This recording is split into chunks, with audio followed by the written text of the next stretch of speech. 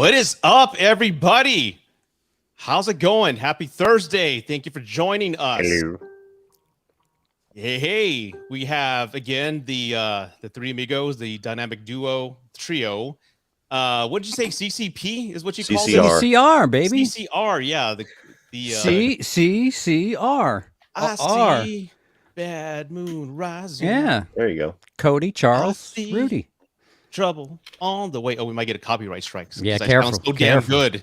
Yeah. And that I love the it. algorithm all screwed up, dude. I love when someone does a dog shit cover. Warner has claimed your song. What? I worked with a guy for almost 4 years that swore up and down that song was down on the bathroom on the right. That's what everybody thought. Yeah. He sang it one day, and I was like, what song is that? Like, he's saying it in tune, and I'm like, what the fuck? I was like, you're fucking it up, but I know the song. And then finally I heard, I was like, wait a minute. I'm going to blow your mind what the lyrics really are. You know what's funny? Back in the day, before you can just Google internet and look at the lyrics of a song, or if you were lucky enough to have the tape or album with the actual lyrics, you were just kind of going by ear. Yeah, so I can believe. You ever get really pissed off when you have a song stuck like for years or decades, and then somebody comes around and corrects you, and it just fucks your whole world up about what the lyrics are? Yes, dude. Yeah, I kind of had the opposite, where like I'm a Deftones fan, and Chino, the lead singer, writes his own music, and those lyrics make no fucking sense. Like, I think it's something, and then I read the lyrics, I'm like, this guy's high. This doesn't make any sense whatsoever. I liked it better in my head.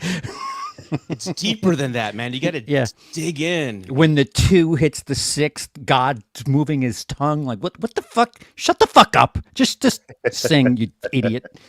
You know what? I thought I was old, and like that rock music sucks nowadays. In the early 2000s, that decade of 0 to 10. And I remember new metal. Well, I'm, just Deftones. And, dude, I'm with you. I'm not mocking you. I'm with you. Dude, White Pony's a shit. And I'm like, put it on. And I'm like, why is he screaming a lot? I don't like it. I was all like just picking it apart. And I never enjoyed Deftones. I like them now, but at the time I was all into Korn and everything. So if ever there's been a new metal band that is kind of matured, it's probably the Deftones. You think so? Yeah. At the time it was they're a bit more chill now. Are they? Okay, because at the time I think it was like Incubus. Oh, all right. You might have me beat there. Yeah. Yeah, Incubus is good. You remember what Incubus means? You know what that means? It's a ghost that rapes you. I'm like, what? Is that what it means? So I'm like, I didn't know that. My internet's down at the house. I'll go to the library and check it out. I don't know. Well, let me just do a quick intro. Everybody watching, thank you so much for joining us. This is Come and Hang With Us Part 2. Oh, I forgot to put the overlay there. So let me put that up right now. Boom. I'm not adding it. I'm not uploading. Here we go. Show. And we did this a couple of weeks ago, not 2 months ago, actually, where we just didn't have a topic. And that was inspired by you two. So this is all your fault. It was 1 a.m. I couldn't sleep. And then I saw either Cody or CP was live. And then Cody was playing the guitar. And I'm like, oh shit! Oh, it was later than that, I think. Yeah, it was late. We went to 4. But I love that. I mean, how often do you see guys on YouTube just kind of shooting the shit and just kind of hanging?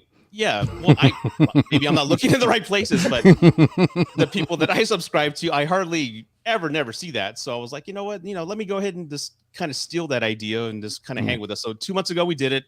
It was a great success.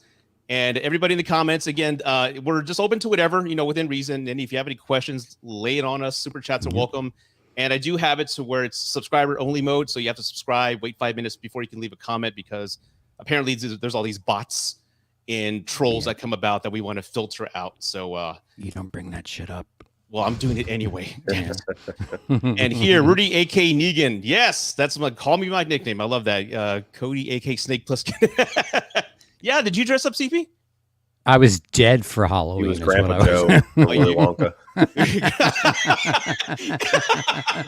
Bedridden, and then somebody said Friday the 13th, and he was like, oh, I was what's her face from Exorcist. Yeah. Head spinning, fucking green shit coming out of my mouth. In time. So I'm glad you're feeling better, CP, because we were all concerned about you, and I'm glad you're up and about. And Yeah, they freaked me out. I had pneumonia. My blood oxygen was 90. I was 1 degree away from being checked into the ICU, and I was like, ICU? No, we're not doing that. I see Wow. Big Bill. No. Yeah. I'm like, Jeez. no, I got this. I'll walk it off. God, And man. they said 10 to 14 days, and they weren't kidding. Really? Yeah. Again, get your vaccine. I had a vaccine and it still sucked.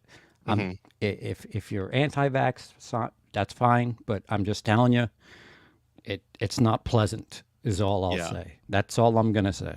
With my son, he's this is actually maybe the last live before my son arrives to this earth. He's arriving via Krypton, so he's going to be in a rocket coming down soon. So FYI, but I had to get vaccinated for a few things. I had to get a Tdap shot, which is the wolfing cough vaccine. You know that wolfing cough that little Is that kids that can get? rapper from Kansas? Yes, I need a laugh track or a drum roll for that. Yeah, well, I got that shot, and I got the COVID again. You have to get that before you can get near babies. And this new one called the T virus vaccine, so I went ahead and got that as well. So. You got to get that one. That Exactly. good old Raccoon City virus. Itchy exactly. tasty. Itchy tasty. Oh God. Oh, we got another. Okay. Scott came. Ugly face will kill him. Aaron Glover says, "Love you guys." Cody just finished episode 5 of Chucks, and man, I don't know if this series is going to end in a satisfying fashion. It's certainly not middling in a satisfying fashion. They have gone hard love or hate in season 2. Really? I don't. Yeah, I don't know. It's one of those weird things where I really do respect Don Mancini for kind of sticking to his ideas. He's very much like Rob Zombie in that way, where he's like, I don't give a fuck if you like it. This is my goddamn show. But very bold to basically frame your whole second season to be a sequel to the movie that I would go out and on a limb and say most people that have seen it don't like. Yeah, I mean, it's good that there are. I mean, it's very gay. Shout out merch. Speaking of which, Hey, nice. in my store. I want one. It's nice. I'll send you one. It's great. It's really great that he has something that a platform where he can have the LGBTQ community represented, but at the same time, especially last night's episode, it felt like you were making fun of addiction. Like there were so many moments where, like, you had a serious moment where somebody was dealing with addiction, and then this bullshit moment where somebody's addicted to killing, and then somebody's addicted to chocolate, and then there's this other thing where you're kind of mocking people with multiple personality disorder or DID, and All this in a Chucky episode? dude, he's throwing everything out Rudy there. hasn't seen anything past Child's Play 3. So And it's God been over bless. 30 You missed some years, but shit. man, Chody's like Chody. I try to say Cody and Chucky at the same time. Did you hear that? Oh my God. So Chucky's like transcending all these genres going into this type of subject matter, is he? Yeah, it's just it like I don't know. I listen. I know that I've had people close to me. I've lost people who have battled addiction, and there are certain parts of it where I was just like, yeah, that's not cool. You want people to respect the LGBTQ community, but you're kind of slagging off addiction, and it makes you no different by doing this. So I don't know. Yeah, I can't piggyback off that, Cody. So you have any final thoughts on episode 5 of Chucky season 2? we're 5 episodes in. I think there's only 8 total. I still don't know what God. the fuck the plot is. Yeah. Wow. Oh, okay. So it's one of those types of seasons. So It's I mean, to me, I mean, I don't know, have any reference, but Chucky seems to be like a very streamlined, you know what you're going to get type of. Not anymore. Oh, they're trying to just expand upon that, or just. Well, I mean, Don Mancini is the one who has written every single one of the Chucky movies. Now Tom Holland rewrote a lot of his original script for the first Child's Play film, like the serial killer Charles Lee Ray, the voodoo concept, Chucky being a bad guy the whole time. Yeah. That was all stuff that Tom Holland added. Okay. Don Mancini's original script was closer to what we saw in the remake, to where they were like buddies, and Chucky was kind of just misunderstanding and killing people to protect Andy. I guess I haven't read the script, but that's what I've been told numerous times. But since then, Don Mancini has written every single one of the movies. And after Bride of Chucky, he started directing them. So you got Seed of Chucky. And ever since Seed of Chucky, he's had full creative control of the franchise. And he's kind of he's an on again, off again, like to a T, to where he'll do a really fucking wacky movie or a wacky season. And then he'll do a pretty serious one. And then he'll do a wacky one. And so we're due for the wacky one. And that's what season 2 has been. It's been just crazy ideas, batshit wild ideas. We've got a Chucky that has been transformed or brainwashed into being a good guy, like literally a good guy. We have a Chucky that has shown up that is like the Mr. T Chucky, where he's ripped and he's buff and he's punching holes in people. Yeah, the doll's cut and got muscles and shit. Yeah, I mean, really, we've got Jennifer Tilly, who is he hasn't seen Seed, so this is just gonna fucking cook his goddamn noodle. Okay, so you have the Bride of Chucky, who is played by Jennifer Tilly in the movie. In Seed of Chucky, she puts her soul into Jennifer Tilly, the actress, and Jennifer Tilly, the actress's soul, goes into the Tiffany doll. And we have not seen that doll since Seed of Chucky in 2004. Now Jennifer Tilly and the doll are back, and we have... Do you want a map? Dude, you can't describe anything that's going on. Yeah, it's just like, wait, what? And then this, and then this, and there's all this central plot going on with these kids from the season 1 in this Catholic school reform prison type thing. And it's just going nowhere, because for me, all you've really gotten out of the two main kids is that they're gay, but they're in a Catholic school. Don't tell anybody. Yeah. And now we've got to the scene where one of them reads that, infamous passage in the Bible about how, laying with a man is an abomination, and he's ripping out the pages of the Bible. I thought the quote was "No man should lay with a woman," or something like that. And he's like, I'm not an expert on the Bible, but they zoom in and they highlight it. Yeah, so and he rips you the can't pages really. out, And I'm not an overly religious guy, so I'm not somebody to get offended by it. But it seems very clear that this is one of those things where either Don Mancini must have an issue with Christianity, or maybe he was brought up Christian and that was a big thing that he had to be closeted for a while. There's something there that he's trying to get out this season, but he's taking fucking forever to do it. When it's pretty easy, like writing on the wall from episode 1, you're like, oh, okay, that's going to be an issue because they're gay. And then it's just been that for 4 more episodes. And so, okay, they're just trying to figure out what Chucky's plan is, and it's like, okay, guys, you got 3 episodes left. This season, in combination with the fact that we just got news that there's a Crystal Lake television series, and Brian Fuller said everything's on the table. We might even go to space. I don't want any Voorhees TV series. After that quote, please no. No, Brian Fuller's the guy that did Hannibal, so I would disregard. Oh, he would tastefully put him in space then.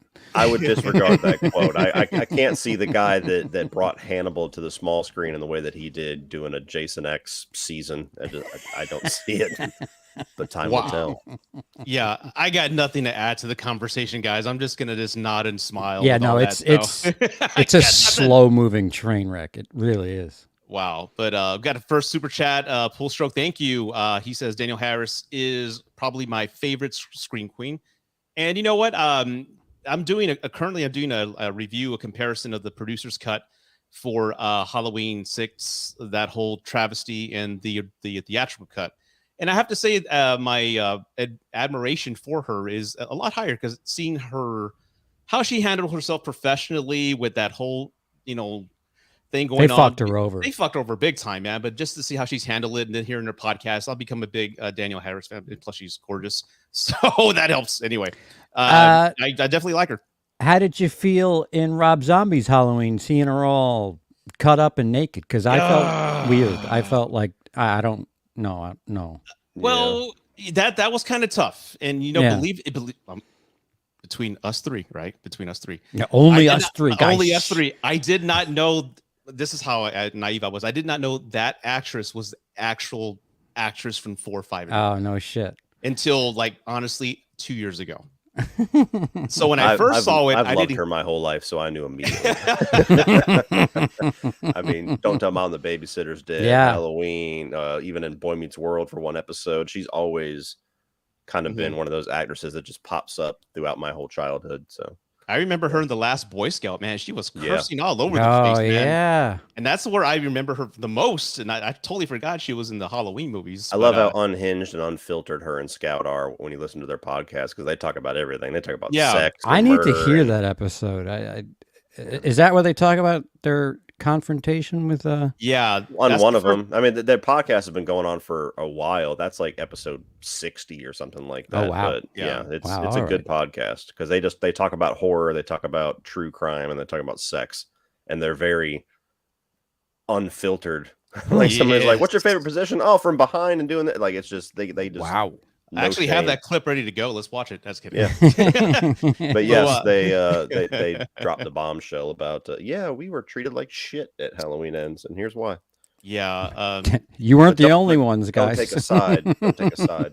Yeah. So Pull Stroke, thank you so much for the super chat. There's another one here. Fucking Cody. Is that an inside joke? Damn it. Yes. Damn it. That's like 3 inside jokes you gotta like catch me up on after we get off the camera. I swear. Well, moving forward. What are you drinking? That's not water. It's fucking vodka, It's coffee. man. It's coffee. I can't have bubbles, man. Oh wow. Okay, Bryce Bailey, $5 super chat. Thank you so much. Hey guys, just wanted to say I love all your channels. What are you guys' most anticipated movie? What is the most anticipated movie of 2023? Keep up the great content, y'all. Hey, that's a Texan right there. Halloween ends for real this time.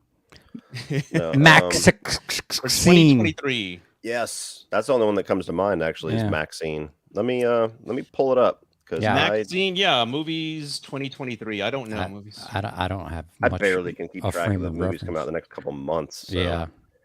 Okay. Megan for me, that doll movie. I'm just kidding. I did. Until they rated it PG-13, I was morbidly curious. I was like, so the Child's Play remake with a girl.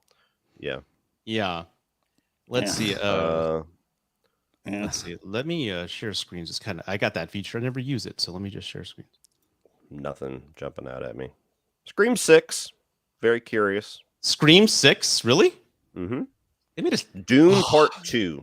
Oh, yeah. I'd Mission Impossible Dead Reckoning Part 1. Huh. Oh, nice. Tom Cruise don't fuck around, man. I'm telling you. You know what? I have 3. You know what? I think those Equalizer movies are really underrated. Who? Which? They're really good. Yeah, I like them. With Denzel and Antoine Fuqua. Equalizer. Oh yeah.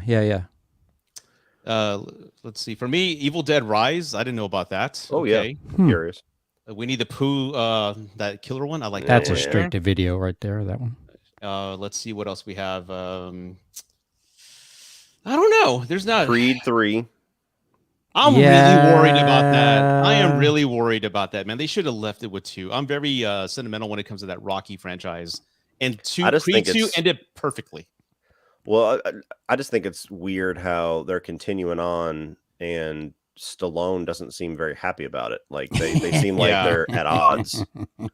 I don't know the full details, but I know that Frank Stallone, his brother, was going off on Michael B. Jordan and Creed and all this other stuff, and Stallone liked the social media post. So that was as far as his involvement, where he was like, I subscribe to what he just said. Wow. John Wick Chapter 4. I wasn't the biggest fan of 3, so we'll see. Yeah, that's all I can think of here. There's Guardians of the Galaxy 3. I'll check that out.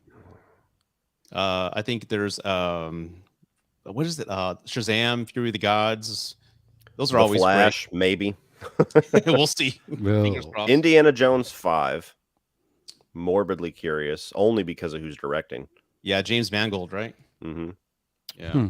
Okay, so we're gonna hear a lot from Brian around July, because the new Nolan movie's coming out. Oppenheimer, the guy who made the Nuke. Yeah. Oh, that's a Christopher Barbie Nolan movie. movie. So Yeah. That doesn't seem very time related. We have Cocaine Bear. That's definitely interesting right there. So The Exorcist, directed by David Gordon Green. Oh, no, good. Tune. I want to hear so much more from David Gordon Green after fucking Halloween ends, please. I wonder if they're still doing 3 of them now, or if they're like, is there really a need for 3? I mean, I don't even think there's a need for 1. I mean, I've said this numerous times. There's some movies that don't need a follow-up, and The Exorcist is one of them, because you have The Exorcist 3 that is amazing, in my opinion. I think it's the best of the whole franchise, but it has very little to do with Exorcist, and most people don't even really acknowledge or know that movie. So going back and doing it's been 50 years and we're going to go back and do a direct sequel and we're going to get the mom back. Like, it's just, okay. And do what? What's your story? Yeah. Psycho 1998 is like proof that sometimes there's nothing to do with the movie. I mean, Gus Van Sant's a really decent director, and he just basically said, all right, I'm just going to copy everything from frame the last for frame, one. yeah. Except you're going to see Anne Heche's ass in this one. That's all I'm adding. You know, I will say, I think one of the best sequels in any horror franchise is Psycho 2. Oh, yeah. That's up there. I absolutely love it, man. I saw it as a kid, but I recently revisited it the past 5 years. Like, holy shit, this is really good. One of the few sequels that like takes 2 decades off, and it makes sense. Yes. Like, he was in jail for 20 years. They have a perfect in for that. Yeah. So, CP, did you get to answer any of the questions here? Any movies you're looking forward to next year? Maxine, Dune 2. I still haven't seen Dune 1. If anything Tom Cruise touches is just like a guy busts his ass, I'll watch it. Yeah, definitely. Well, Bryce, thank you so much. There's a lot of super chats. That's great. Thank you so much. I got a kid on the way. Thank you. This is going to go toward diapers. Here you go. Aaron Glover. Blank. Thank you so much. Thank you so much. Let's see what else we have. Nikki D says, what movies, TV set to release in 2023 that you're most excited for? Well, we would just went over that right now. Anything television-wise, guys, other than Last of Us in January. That's it. And it's coming out 3 days after my birthday, so happy fucking birthday to me. Fuck. I'm going to bust my ass to try to get some screeners for that shit, because, man. Yeah. If I'm going to simp for a story, you're going to find me. It's that one. Find me in January. WWAM. Yeah, I can't wait to see how that goes. And again, I love HBO is handling this, because HBO has hardly never, ever let me down with any of its television shows, except for the last season of Game of Thrones, which we're not going to even touch on. So let's see other super chat here. If Cody doesn't get a screener, he's going to boycott the entire network.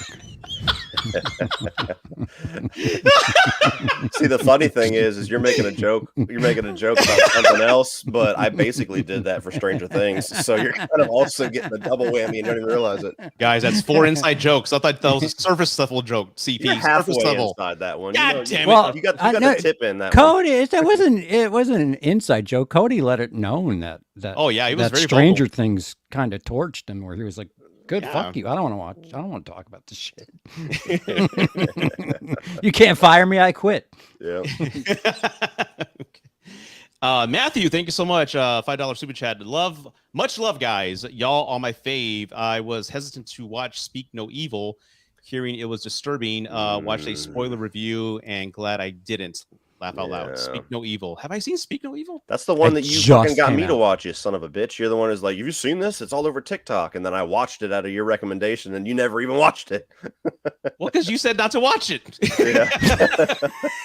Don't listen to me. Make up your own mind. No. Yeah. Oh, yeah, that's your ending script. I forgot about that. It's a well-made movie, but it has we all have, most of us have 1 or 2 things that when you see it on screen, it just kind of ruins your experience. It's like, oh, there's that thing. There's the bugaboo.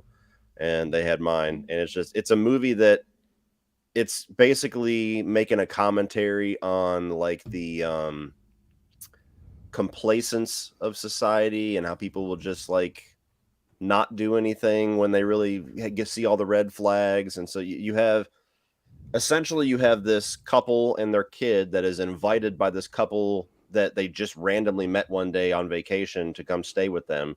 And they're like, that's really fucking weird and strange, but let's do it. Fuck it. And so they go do it. And it's just uncomfortable, and it slowly starts to get more and more uncomfortable. And the whole fucking movie, you're like, just leave. Get in the fucking car that you came in and leave. And there's a point in the movie where they fucking leave and feel guilty and go back. And I'm like, you deserve... Isn't that just the beginning of Jeepers Creepers you just described? Yeah. But no, it's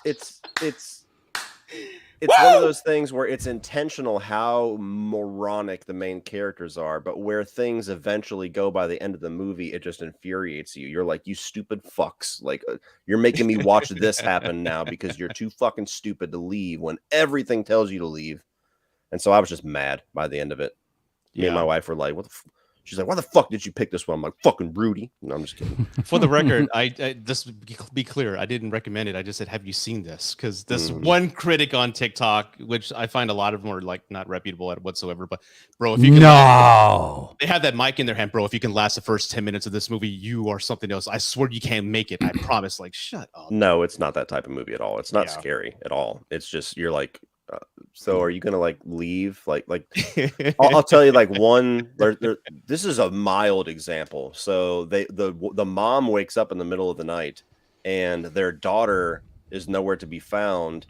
And I guess she like was trying to find them and needed some help. So she's ended up sleeping in the bed of the couple that is hosting them, and the couple is naked in the bed. Ooh. So your daughter is sleeping with strangers that are naked. That is this much of an example of shit that happens in this movie. And they're just like, that's a little weird, but fuck it. They're cool. And I'm like, what the fuck? And so, yeah, it's one of the movies where you get done with it and you're like, I'm going to fucking smash something that's pissing me off. Right. Well, I apologize for recommending that. I'm still going to check it out, though. Me and the girlfriend have a list of movies we need to catch up on. So, as do I. Yeah.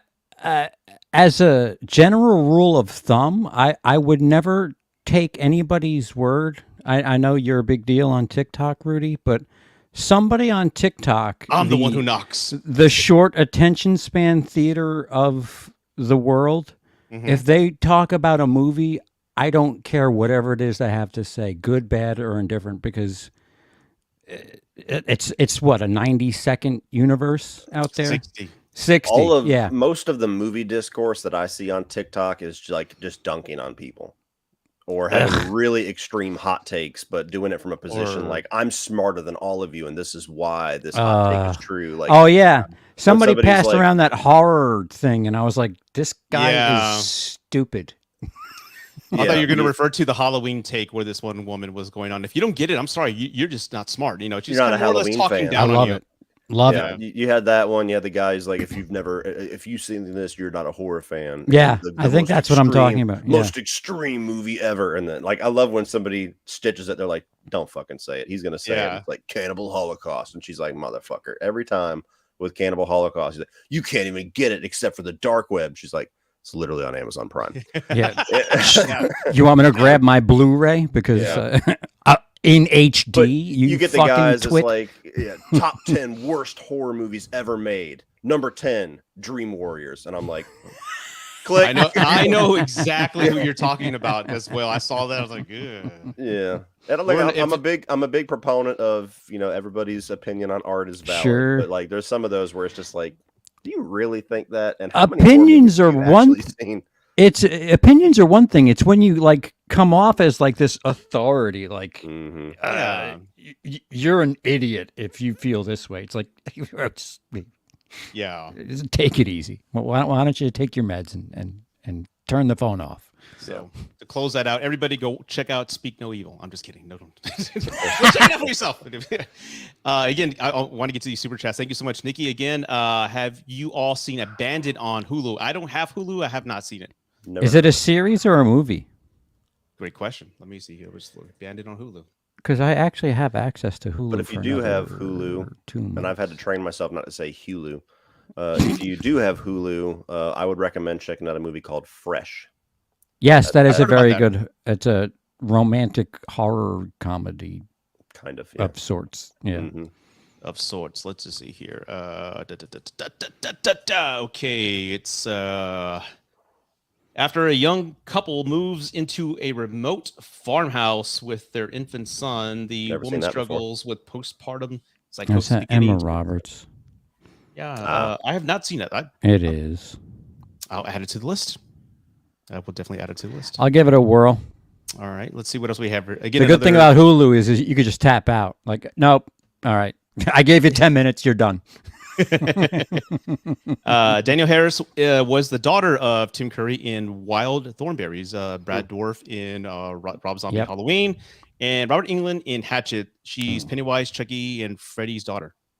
Oh, back with more behind the scenes. Oh, that's a nice. I never nice little tie-in there. Yeah. Yeah, that's actually pretty cool, man. Let's see. 6 degrees of Danielle Harris. Let's see. Let's get to some other chats that are not super chats. I sure bet Cody is a little high for Jeepers Creepers Reborn Part 2. Hey, I'll tell you what. I'll be hyped to fucking review it because I'll be damned if the review of Jeepers Creepers Reborn didn't skyrocket. That bitch is at like 160K or something like that. God, I think I was the only person for like a week that had the misery to go check it out. And that was probably of all Cody's videos the most entertaining video I think he's had this year because he just had these little bits.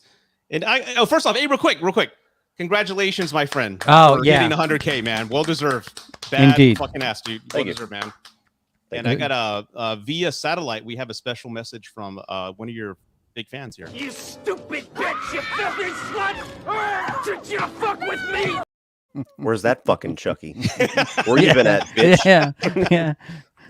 I'd like that one, not the Bible reading one, please. Thank you. Yeah, that's the one I'm used to. Is old school Chucky, man. Like dude, the guy you what's want to have a beer with? Yeah. CP, let's make a little not really on the sneak, but like a little bet here. Do you think that since we have the main character that is now like being the caretaker for good Chucky, like that's like his surrogate foster brother now that he doesn't exist in the world anymore, do you think they're going to go as far as good Chucky actually being good and reading the Bible and becoming a Christian, and then when he finds out that Jake's gay, he's going to turn on him? Yes.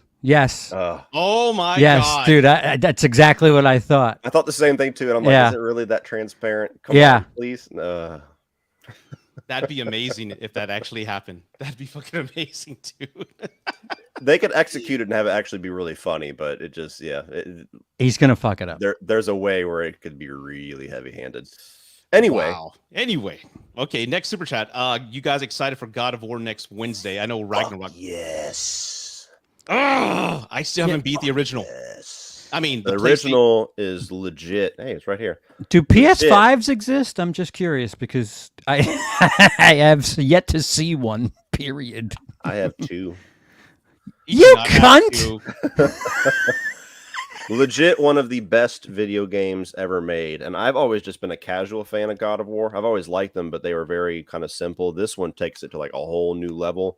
And all that I'm reading today, because all the reviews came out, is like 10 out of 10s, even better than the original. One of the greatest sequels ever made. And yes, it's been a really lackluster year for video games. There was a whole free 3 or 4 months. Like I made my video game channel this year, and there was like a whole 3 months where I didn't do anything because there was just nothing to talk about. Well, dude, this is the time, Christmas time, that you like, here, take 6 new games, quick, give them to your kids for Christmas. Exactly. The God of War game you just held up, I have it downloaded on my PS4. And I got about halfway through it. You know, the level where you go to this huge lake and there's a big serpent like looking at you, and then you go to Valhalla or something like that. I'm in Valhalla, and that's where I left off. I haven't played it in over 3 months, but I loved it. I loved it. I had a great time. It's a great game. You got to finish it. I do. Oh, is there a bundle? That's badass. Is it going to be available, or are they just going to have 7 of them for sale in all of I the would US? imagine with Black Friday and the holidays around the season that they're probably stockpiling quite a few of them. So I would, like I told Rudy, not realizing that he had his own contacts, you go onto Twitter and just follow PS5 Stock Tracker or Supply Ninja or something like that, and turn your notifications on, and they'll be like, Best Buy live now, and then you got to go in and play the fucking. You have 12 seconds. It's a where's my credit card? Shit. It's a pain in the ass, dude. Like, I got both of mine from Walmart, and Walmart was pretty easy to get them from. Both. I fucking hate you. I fucking hate you both. I got my upstairs one and my downstairs one. That's right. But I tried getting them through Best Buy. I tried getting them through others, and they got fucking shitty for a while there. Where like Best Buy, you had to like join their $120 Advantage Club plus Advantage Club to be able to get access, and Walmart had the same thing for a while there. And I just did the free trial just to test it out, and even using their little membership thing, they were like, "Yeah, fuck you, we ran out." And I'm like, "Yeah, don't pay for this shit, people. They're just trying to fucking rip everybody." That's grimy. Oh, it was rough for a while there. I'm like, "You guys are fucking scum." Dice says you need another PS5 for the bathroom. I mean, if you're gonna kill time, you might as well. Well, what I love about it is because they all go through the cloud now. So if I'm playing in my studio, I can just turn the system off, and then if I go downstairs to the living room later on and turn it on, it just syncs up the data. And oh no shit, that's cool. Yeah. Well, aren't we a badass? Right. Yeah. And I'm gonna gloat for a second, Cody, because just like you're gonna gloat. I got me a PS5 3 weeks ago. What the fuck? And I just you see, you got to know people, man. You got to know some people and have a good friend. I used to know people. she's a manager of GameStop, and I just said, "Hey, do you have one?" She said, "Yeah, come right now." And so I went and got it. But it was only after Cody infected me with the Inception idea. She goes, "You're gonna get Gotham Knights?" And I'm like, and I wasn't thinking about it. He goes, "I don't want to fight crime alone." I'm like, "Fuck." Yeah, and I've been fighting crime alone. I know, because the reviews suck. It's better. It's gotten better as you keep playing it. But the problem with Gotham Knights is, one, for being set somewhat in the Arkham universe, it's like they forgot everything the Arkham universe was known for doing really well, namely combat. And so 95% of the game is just you doing like beat 'em up sessions, but the combat is not nearly as good as it was in Arkham Knight. And so a lot of the game is just you just sitting there hitting the X button and the Y button until you kill the 18 people that are there, and then you move on to the next little busy work crime. So the overall story, when you get to the actual story missions, is pretty good, but there's a lot of fucking busy work where they're just like, patrol the city, go beat up that purse snatcher.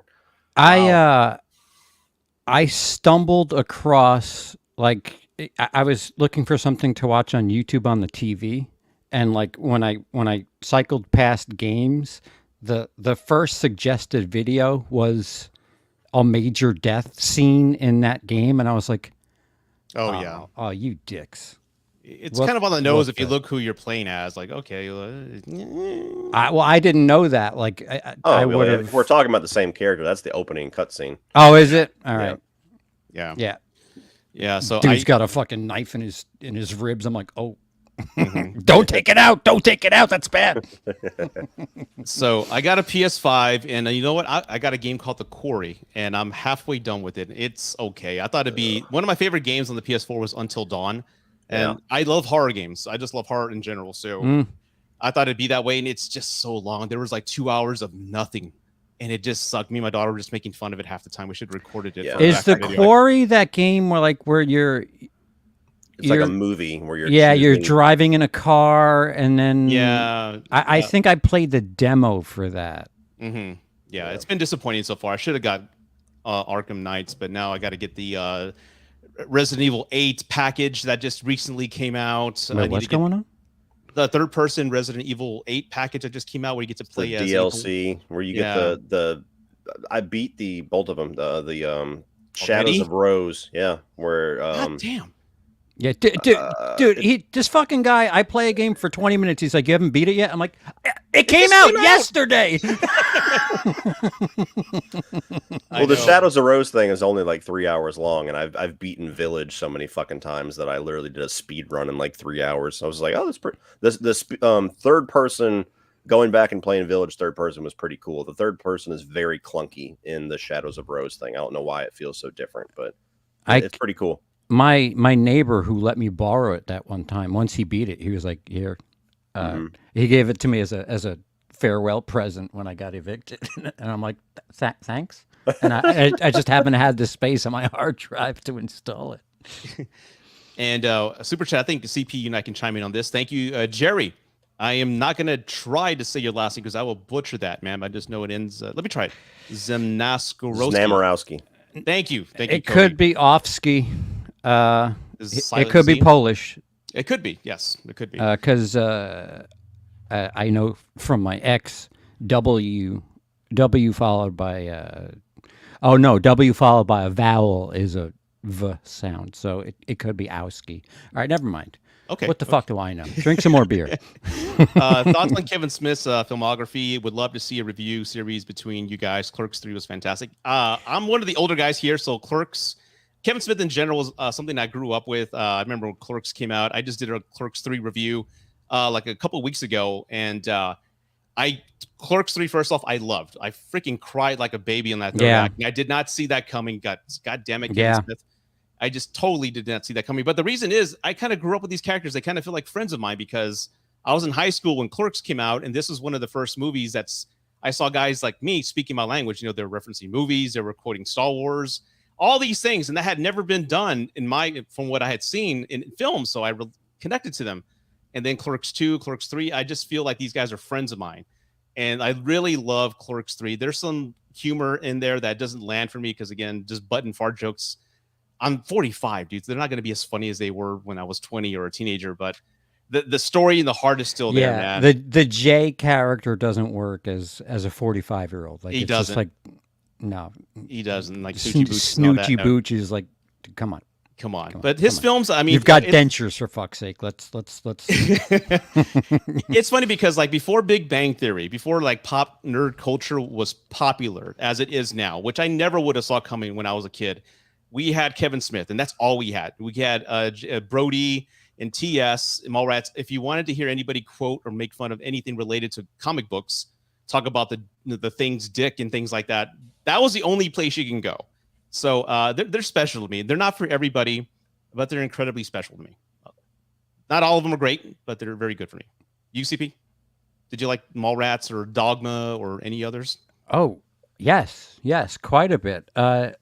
His venture into horror, other than Red State, I'm not too keen on. But the Jay and Silent Bob remake, I could have. I walked out of the theater. I love them. I couldn't handle the jokes, dude. I love Jay and Silent Bob Strikes Back. That's my favorite Kevin Smith movie. I fucking hated Jay and Silent Bob reboot. Mm-hmm. Yeah. Look at this fucking face. When you see this face, you think of the clit. Yeah, I am the that clit movie's commander. So fucking funny. I mean, yeah, just, yeah. See, I don't know. Kevin Smith. I've seen most of his movies. I love Chasing Amy. I love Jay and Silent Bob Strike Back. I love Red State. Mm-hmm. I did not like Reboot at all. Like I was like angry just the whole time watching it. Like, dude, what the fuck is this? Yeah. I Tusk, I like elements of. It gets a little too wacky and weird for my taste, especially when Johnny Depp shows up. Oh yeah, forgot about that. Yeah. Never seen Mallrats. Never seen Dogma. Never seen Clerks 1 or 3. I don't remember jack shit about Clerks 2 though. My cousin rented it way back when it first came out, and we watched it. And I remember laughing, but I just didn't know the context of what it was, so just kind of like left as soon as we watched it. Yeah. Kevin Smith is a comedian. He's not a filmmaker. Oh, okay. As far as visual storytelling is concerned, he doesn't have much to say. He doesn't move the camera around it. I mean, he has a bunch of, like, I wouldn't call them stand-up specials, but it's just him talking to an audience, and the fucking guy, he's captivating. He really he you know what? Give me a Kevin Smith script directed by Rob Zombie. Give me that. What? Somebody that would either who be the greatest or the worst thing ever. No somebody who can write and not really direct, paired with somebody who could direct and really not write. And Rob will still have a couple of fucks in there because, you know, Kevin Smith is he drops a random curse in his stuff. I am a fan, but as far as the horror stuff, no. Critically speaking, he doesn't do much with the camera, but you know, He's funny. He's a comedian. I've always thought of him more as I guess when I say I've always thought of him as a writer, that's the same compliment that you're saying. Right. Yeah, he's a great storyteller. Yeah. Yeah. Definitely. But he uses a lot of words to paint a picture, but he won't paint the picture. I'll just tell you about it. Don't worry about it. Exactly. But they're special to me. Like I said, growing up with them, there's more nostalgia and sentimental value with me on these films because, again, it just takes me back to that, those teenage years when all those times. And now you're 45, and that's how Clerks 3 is like, it hits so home with me because you do question. I've mentioned in other lives, you question your mortality. Like, you see comedians dying at 55 and I'm 45. Like that's 10 fucking years away. Like, holy shit. Yeah. I better do something. I got to make a movie, CP. You can't. I got to do something, man. You can't show like a 20-year-old Clerks and have them understand what it's like to wait outside the video store because your copy of, Top Gun is right there and it's the only one and you're waiting for it. Like nobody will understand that dilemma of shit. There's only one copy left at the video store. I have to go early, pick it up so that I can watch it this weekend.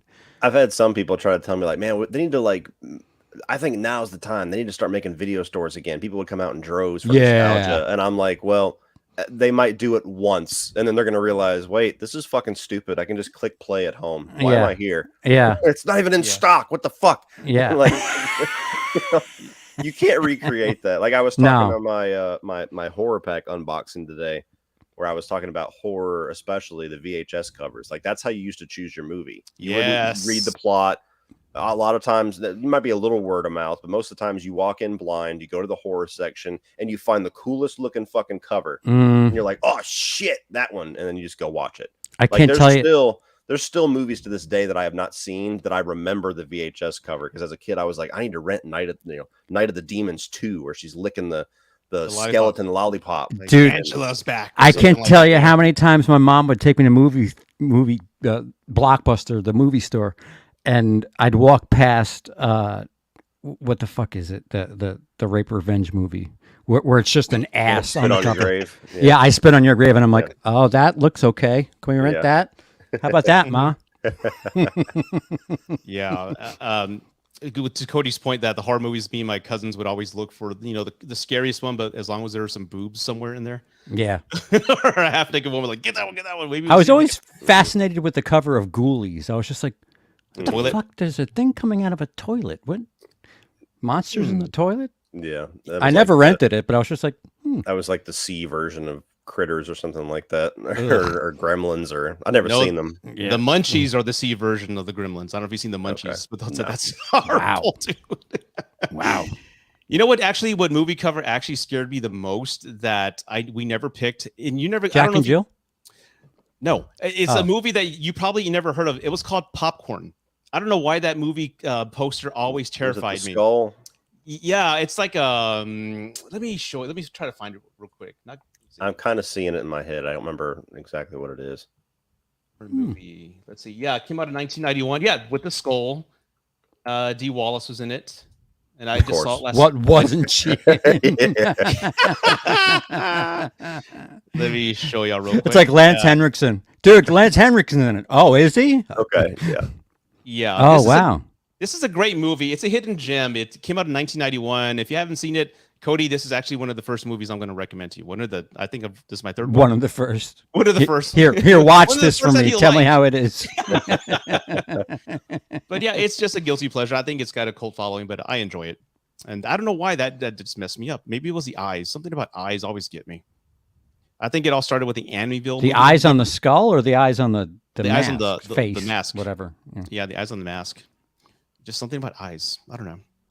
But yes, I do miss the. You know what? I do miss the video stores. I think if they do come back, it's going to be more like a nostalgia social media thing. Just take photos and there'll be a lot of TikTokers. Or like a QR code. You just like fucking.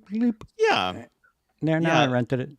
But it was cool also, like going before for me, I would go before it got packed, right? And I would always talk to that one cool dude, like, dude, what are the scary movies? Like, you ready for this, bro? And I thought he was like the coolest guy in the world, and he would just recommend all these scary movies to us. And he knew everything about movies, and I actually looked up to him. But it was always talking to him and just kind of just getting that book and the actual cassette, looking it over. I do miss it. It was like an energy. If you lived in LA, that guy was Quentin Tarantino. Like literally, he worked at a video store and like. That was my first job, working at a video store. No way.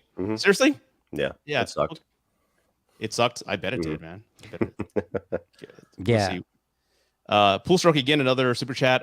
Cody, this is to you. Cody, did you and CP know each other in real life? You said you got to watch Dexter through his uncle or something back in your videos for that series. I'll leave that to you. What? It's like 6 inside jokes blended together. No, we don't know each other in real life. We've never met. Yeah, we've never met yet. That bucket list for sure. Yeah. When we refer to CP's uncle, that is our slang way of saying an illegal copy. Okay. Yeah. CP, does your uncle have Terrifier too? Like, that's. I'm not admitting to anything. Whatever Cody's talking about, I don't know what he's saying, but I'm not liable, sir. Yeah, it's okay. Yeah, my uncle. It's not me who downloaded a copy of Terrifier 2. It's my uncle.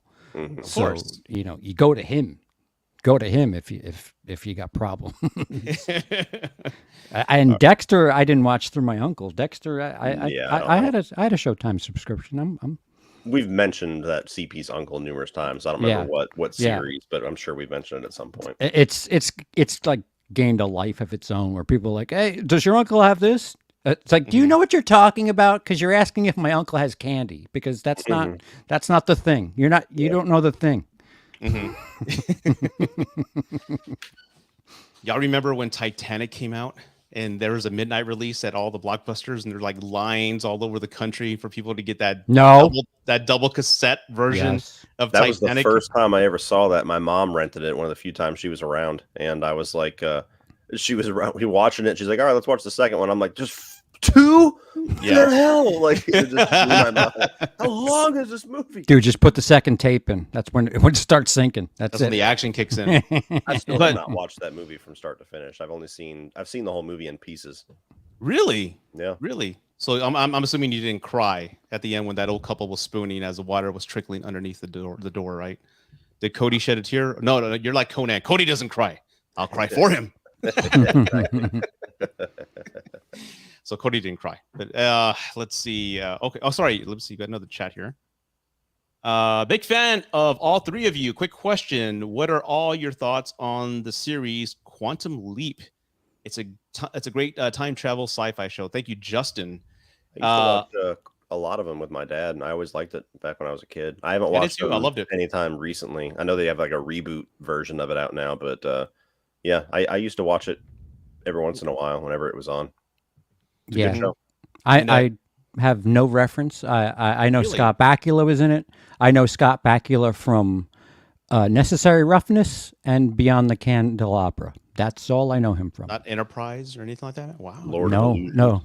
And, wasn't Dean Stockwell in it? I think that's his name. He had like that iPad back in the day, and he would like kind of get information. Yeah, he was his contact, and he would just show up right like, hey man, you're fucking up.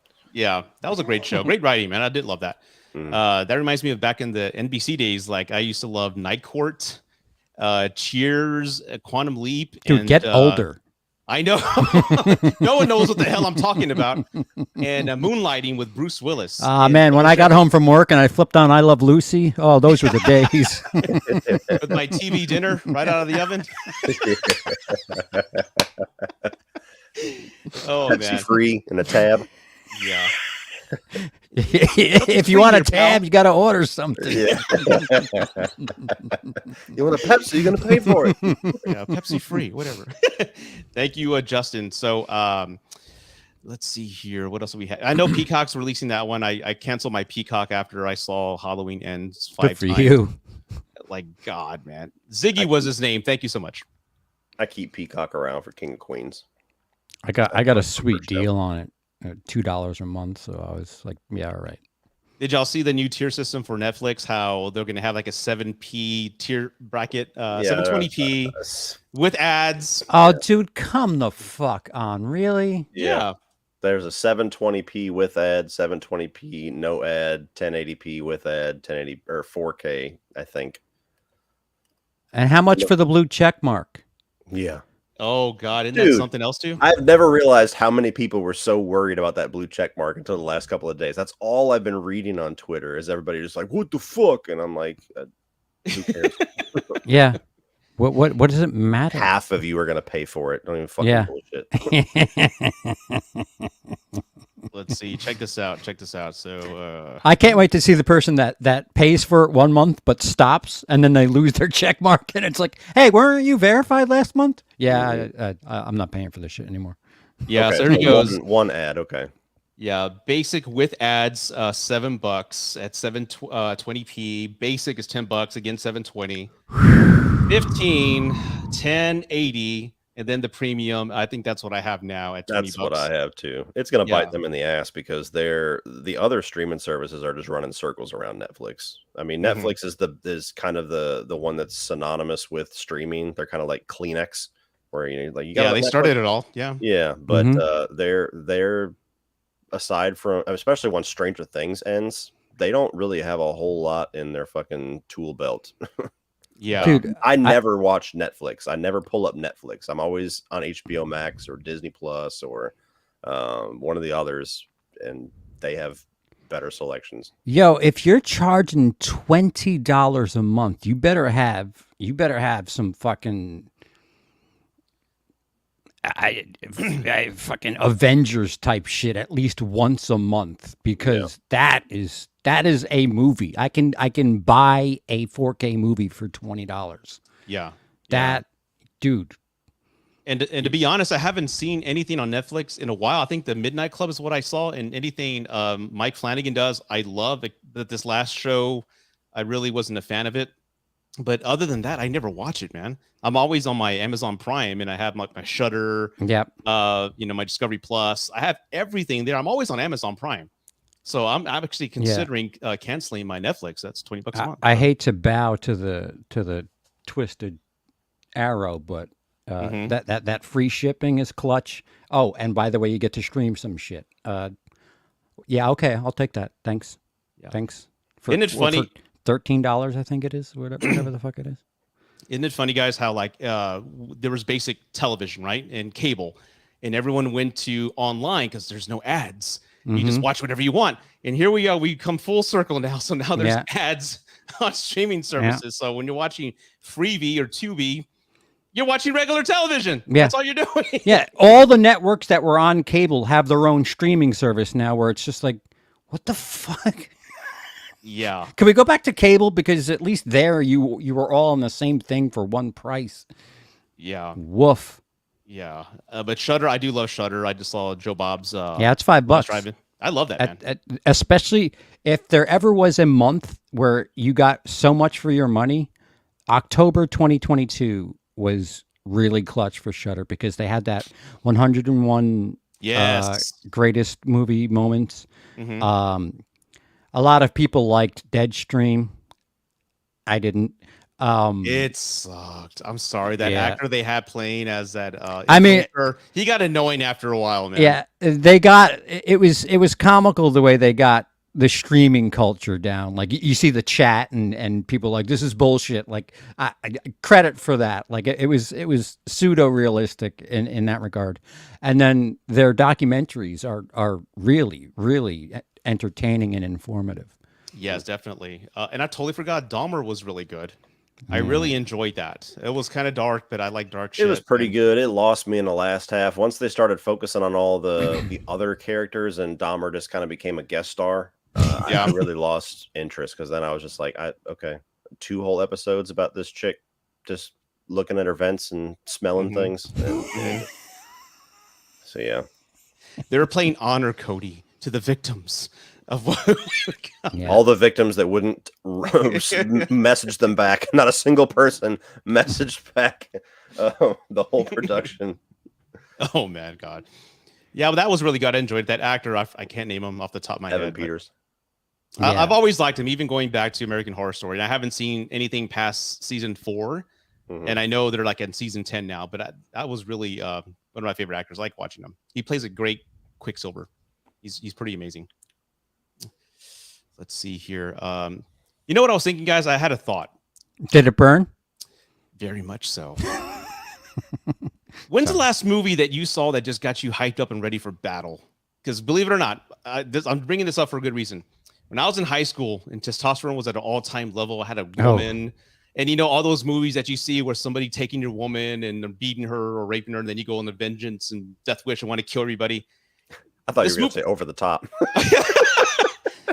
That's a funny movie, dude, by the way, Over the Top. No, that was college for Rudy. Now you got me off topic here. Over the Top. Sorry, Isn't it funny how like you watch it Over the Top as an adult, right? And you have Stallone who wants his son, right? But he's got this custody battle with his father-in-law. And just to like, I don't know why you would do this in real life, but you know, you want to get your son back, so you get your 18 fucking wheeler and drive it through your father-in-law's house and break down his gate.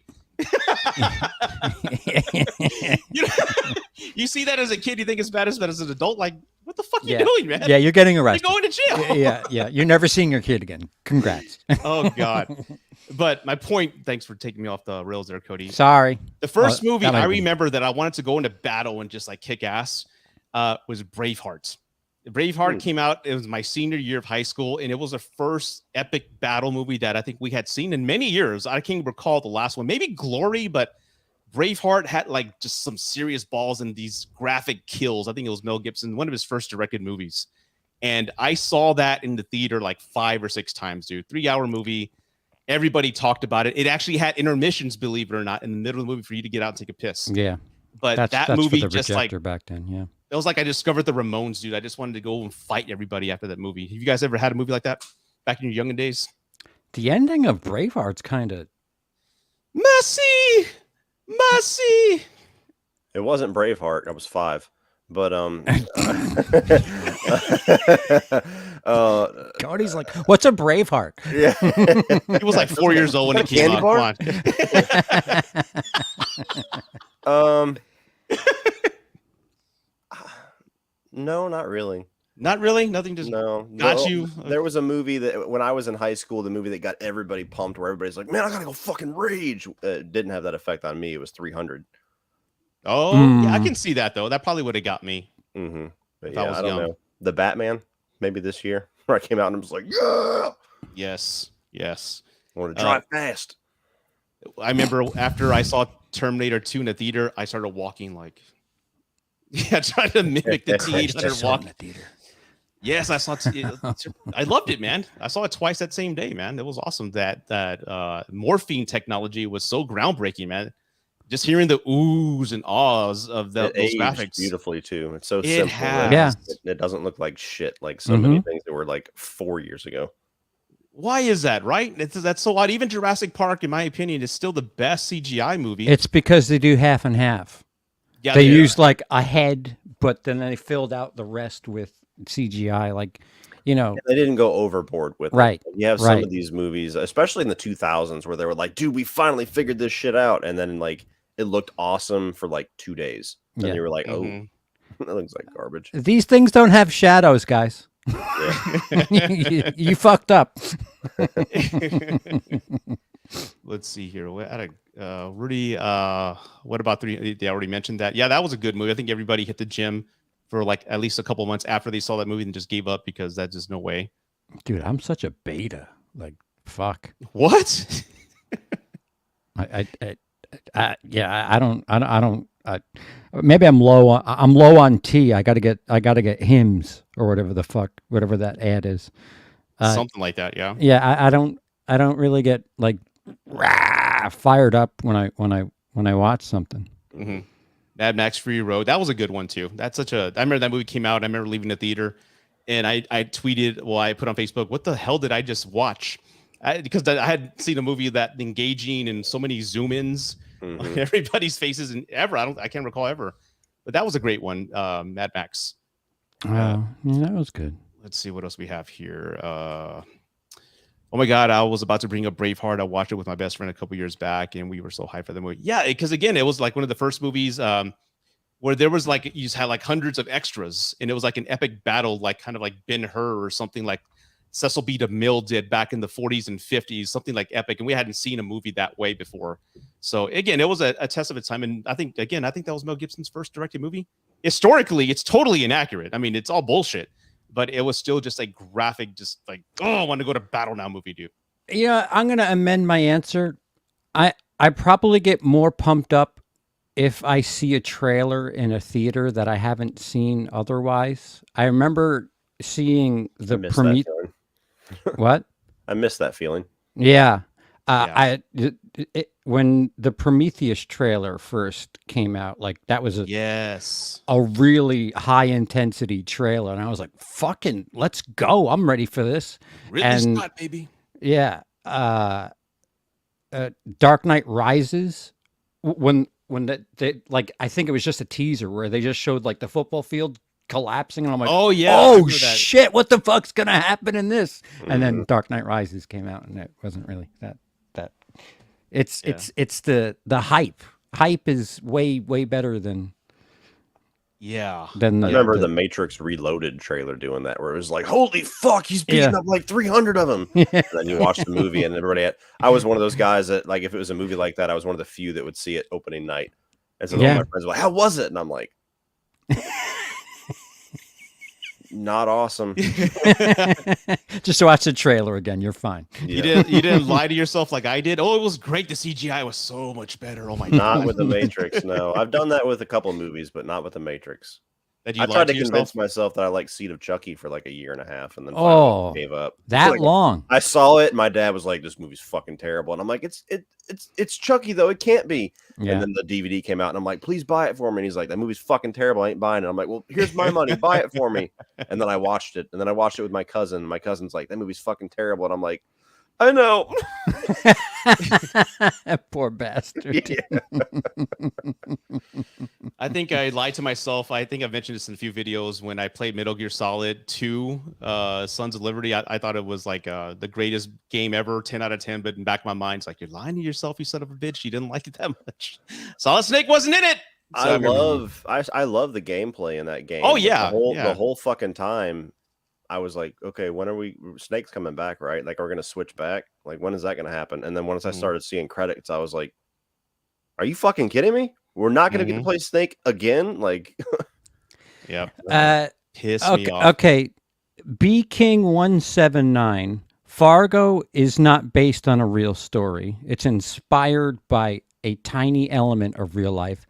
Texas Chainsaw Massacre is inspired by a tiny element of real life, and that is Ed Gein. The only thing that they took that was real about Texas Chainsaw Massacre was the serial killer Ed Gein, and that he used to make furniture out of bones. Right. He made bowls out of skulls, and that's the only thing they took that was actually happened. You have to be careful when you see based on a true story. And inspired by true story. Inspired means, somebody wore black once. Like that. That's it.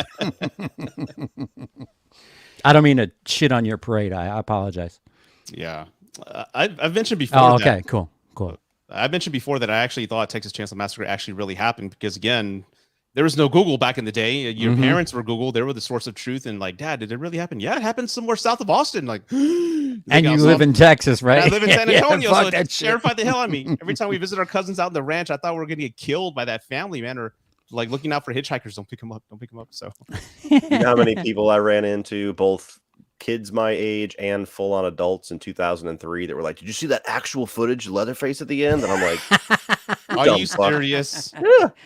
Dude, Blair Witch ruined so many people. I expected from 13-year-olds, but there was adults like, "Dude, that fucking movie, did you see the actual footage at the end?" Like, number one, I said I saw the movie, so yeah, I didn't just turn it off before the end. But two, you're an idiot. Well, dude, Blair Witch, when that shit came out, I worked at the theater when that shit came out. Yep. People were like, I thought it was real. Oh my God, how did they get away with releasing that? I'm like, I wish I could have seen it in that context because I've always hated that fucking movie. I thought it was real, CP. Again, internet was out, but dude, no one the had marketing was the marketing convinced me, dude. Fantastic. Yes, and I didn't have internet, so you couldn't really go check if the actors who casted them. But I thought it was real, and that's why that home. I've never had a movie affect me that way because I thought I saw people get killed. you know, and I went home and I was having cold sweats of fear. That's how much no other movie has ever done that to me. And I hate admitting that because, you know, we know it's all staged and all, it was a fake movie, but I didn't know it at the time. And that's how much it impacted me. People need to watch Japanese horror and then you'll be desensitized to real life American shit, because Japanese horror, they don't give a fuck. I don't know how the fuck they get away with half the shit they do. And it's just like, dude, what is wrong with you guys? I remember first seeing Audition. I don't know if that's a Japanese. Yeah, that's gnarly. Yeah. What is it? The Guinea Pig series where Charlie Sheen saw it and he thought it was like actually a snuff film, and he had the FBI look into it. Really? Fucking dumb Charlie Sheen looked into it. Dude, you're an actor. You have connections. Make phone calls. You don't. But you guys are talking about trailers that got you hype. You know what? I hate to admit this. I think I'm just an bitter old bastard now, because I don't allow myself to get hype anymore, because I went, you know, just like the past decade in Batman versus Superman, you know, the Infinity Wars, I was just like all those other soups people just screaming, but I'm glad I didn't get that on film. But you know, I was excited about that, but now I kind of like really reserve myself, because I've just been so disappointed. Whenever I get my expectations so high, and this is my own doing, I go in just ready to see the greatest picture that I've already have painted in my head, and I always walk out disappointed. So that's why I just watch the teasers now and just leave the rest alone. I don't want to get involved in that hype horror 90% anymore. I don't even watch the trailer. I walk in blind. I walked in blind to X. I walked in blind to Barbarian. Yes. I walked in blind to The Black Phone. And it's so much better when you walk in, and you know, some of them you get an idea what the story is just because, you know, it's impossible not to, except for movies like Barbarian, where I walk in and I'm like, Airbnb, that's all I fucking know. Go. Yeah. Jason Blum has just straight up stripped the art of trailers, because he said, I need to get people in the theater, so I got to give you like a 2-minute version of the movie, so you know you're seeing some third act shit. And whenever I see that Blumhouse logo, it's like, all right, I'm going all the way back to Sinister. Sinister was the horror trailer that ruined horror trailers for me, because I was so fucking pumped for that movie and so excited for it, and I watched it, and it's really good, but I watch it and I'm like, this is the trailer. Like all the way down to the end. Like they show the fucking them putting the house on fire and everything. Like everything. It's like, this is the fucking trailer. Like slowed down. Yeah. And apparently they did close to the same thing with The Black Phone. So I'm glad I didn't watch the trailer for that one. Oh, ditto. That's just the worst. And the problem is when they show like stuff that's in the second half, your subconscious is like, wait, when is that scene coming? I haven't seen that scene yet.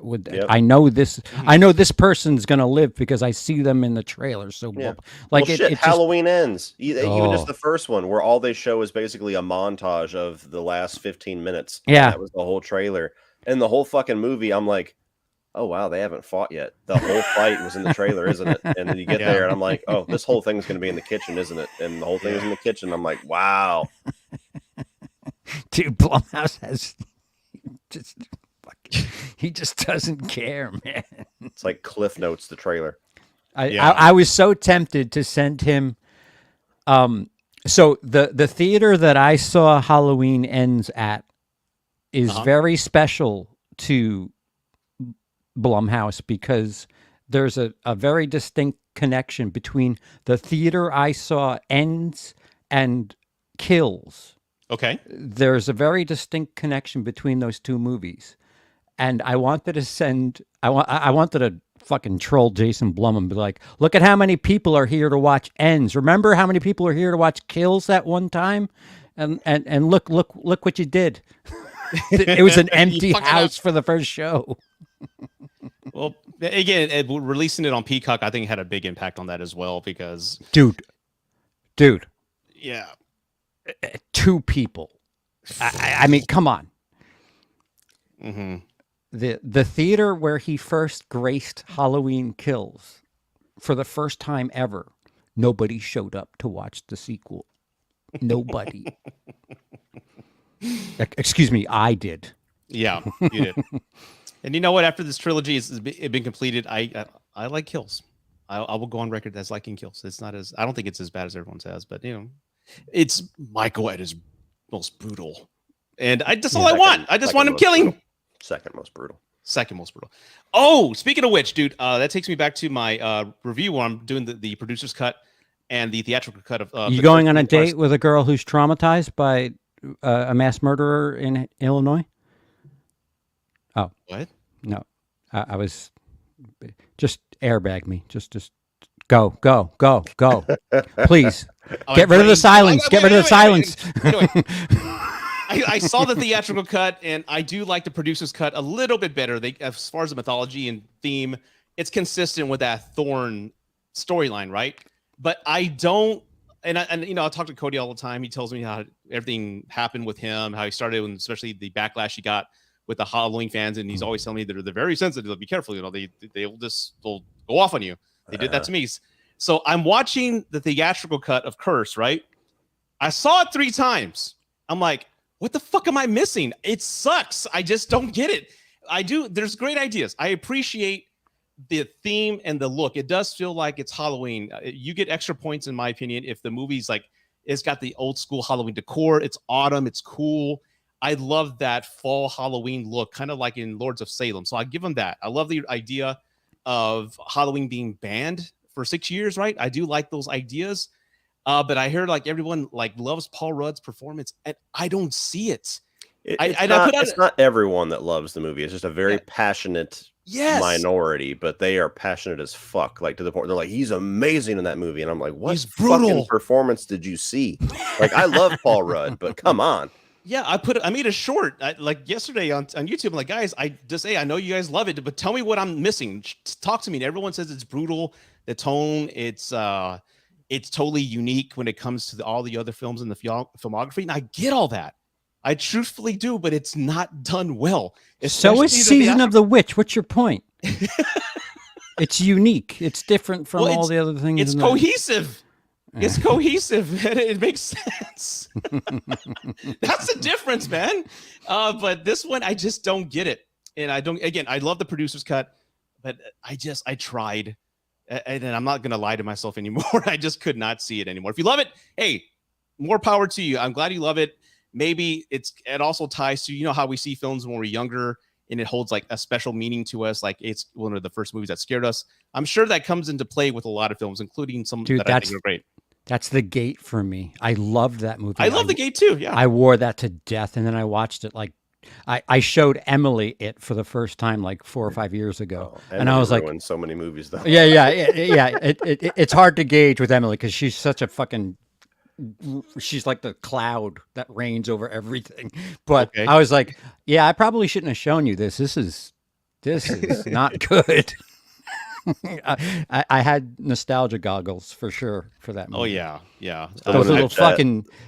I mean, those little animated things are great still to this day. They scared the fuck out of me when they fell and then they turned into other little monsters or whatever the shit they were. Mm-hmm. It was so metal though, that dweeby kid with the vinyl fucking reading the lyrics. That was me, you putting the blanket over the head. Number of the beast. Yeah. They totally ripped off the opening of Shout at the Devil, by the way, with Motley Crue. Yeah. That movie I showed it to my kids like 3 years ago. They had never seen it before, and they actually thought it was kind of creepy because it's all told from a kid's point of view. Yeah. It's all told from like, look, Mom, Dad, and then that's like their moment movie. Of like, oh, we're safe, and then you've been bad. It freaked them out. I'm just like smiling with glee, like yes. Someone in the chat says, I thought Paul Rudd was almost worse than Anthony Michael Hall. I saw. Oh my God! Yes. I saw. Evil dies tonight. I saw somebody post a video from some horror con here recently where they went to go like take a little selfie with Anthony Michael Hall. He's like, all right, we're gonna say Evil dies tonight. He goes, hey, I didn't write that shit, right? I'm like, even he knows it sucks. That's awesome. That's awesome, man. At least he's cool about it. Yeah, like Paul Rudd and his like, what's up with his voice? I'll be ready next time Michael Myers comes. I like where he's on the bed and he looks like he's like, yeah. Exactly. It was a risky acting choice. Yeah, or anytime he like looks at Michael Myers, just like this George Clooney head nod or something like that. I don't know. It's just so odd. And he's like, explain to me. I know there's a lot of Halloween fans here, and Cody and CP, I know you've seen these films. Why is it okay? Minus CP. Cody, why is he filming that girl at the beginning with a camera? And she's getting undressed. She looks out the window. And she sees him, and then he's like behind his camera. He's like this, and the stairs, and then she closes the curtain. Why is he filming her? Is he just a peeping Tom? Yeah. They never explained that. Dude, George McFly is a peeper, so it's okay. He's a peeping Tom. So he's a voyeur. I mean, not a voyeur, but he's just a Peeping Tommy. I don't get it. I'm like, I don't get it at all, man. Yeah, that's one where it's just a big missed opportunity. There's a lot of interesting things about it, but yeah, that's one where just I don't know. I've had discussions with people that adore it, like top 3, top 4 of the franchise, and I'm like, oh, okay, yeah, but I'm crazy. And there's people that CP. I know that laugh. When you give that laugh, that's an inside joke laugh. I've caught in wind of that. All right. Well, Cody affected the Rotten Tomatoes score with his ranking of 6. So. How does that feel to have that power, dude? To have to change a national stat? That's dangerous. Yeah. Not have everybody... you gone mad with power yet, man? No, not yet. Not yet. I was the only review for Jeepers Creepers Reborn for like 2 weeks. That is awesome. 0%, and then it's just me. Awesome. Fuck this movie. Click my reel. Pool Stroke again. Thanks for the super chat. If Michael Myers had a voice, I'd imagine either Josh Brolin or Ron Perlman as the voices. These are all solid choices, man. I would imagine Pee Wee Herman. How fucking funny would that be? That would be some shit that like just pull out like the Blumhouse trilogy. Yeah. Like, what the fuck? I don't need you. I don't need anybody. Oh, that's why he's compensating with all the mask and all that shit, because he's high-pitched voice. Did I ever tell you my Ron Perlman story, how he got in the way of my first ever threesome? Did I ever tell you that story? Probably not. You have my attention, sir. Okay, yeah, got in the way? Well, he ruined the chances for me. So check this out. 2016, I did my divorce is final. And the guy who takes photos of you with the celebrity and you pay $20-$40 for and just print it out at the end of the gate, he's a friend of mine. He says, hey, I'm going to Houston for like the Space Con 2016. Do you want to go? I need some help. And I'm like, sure.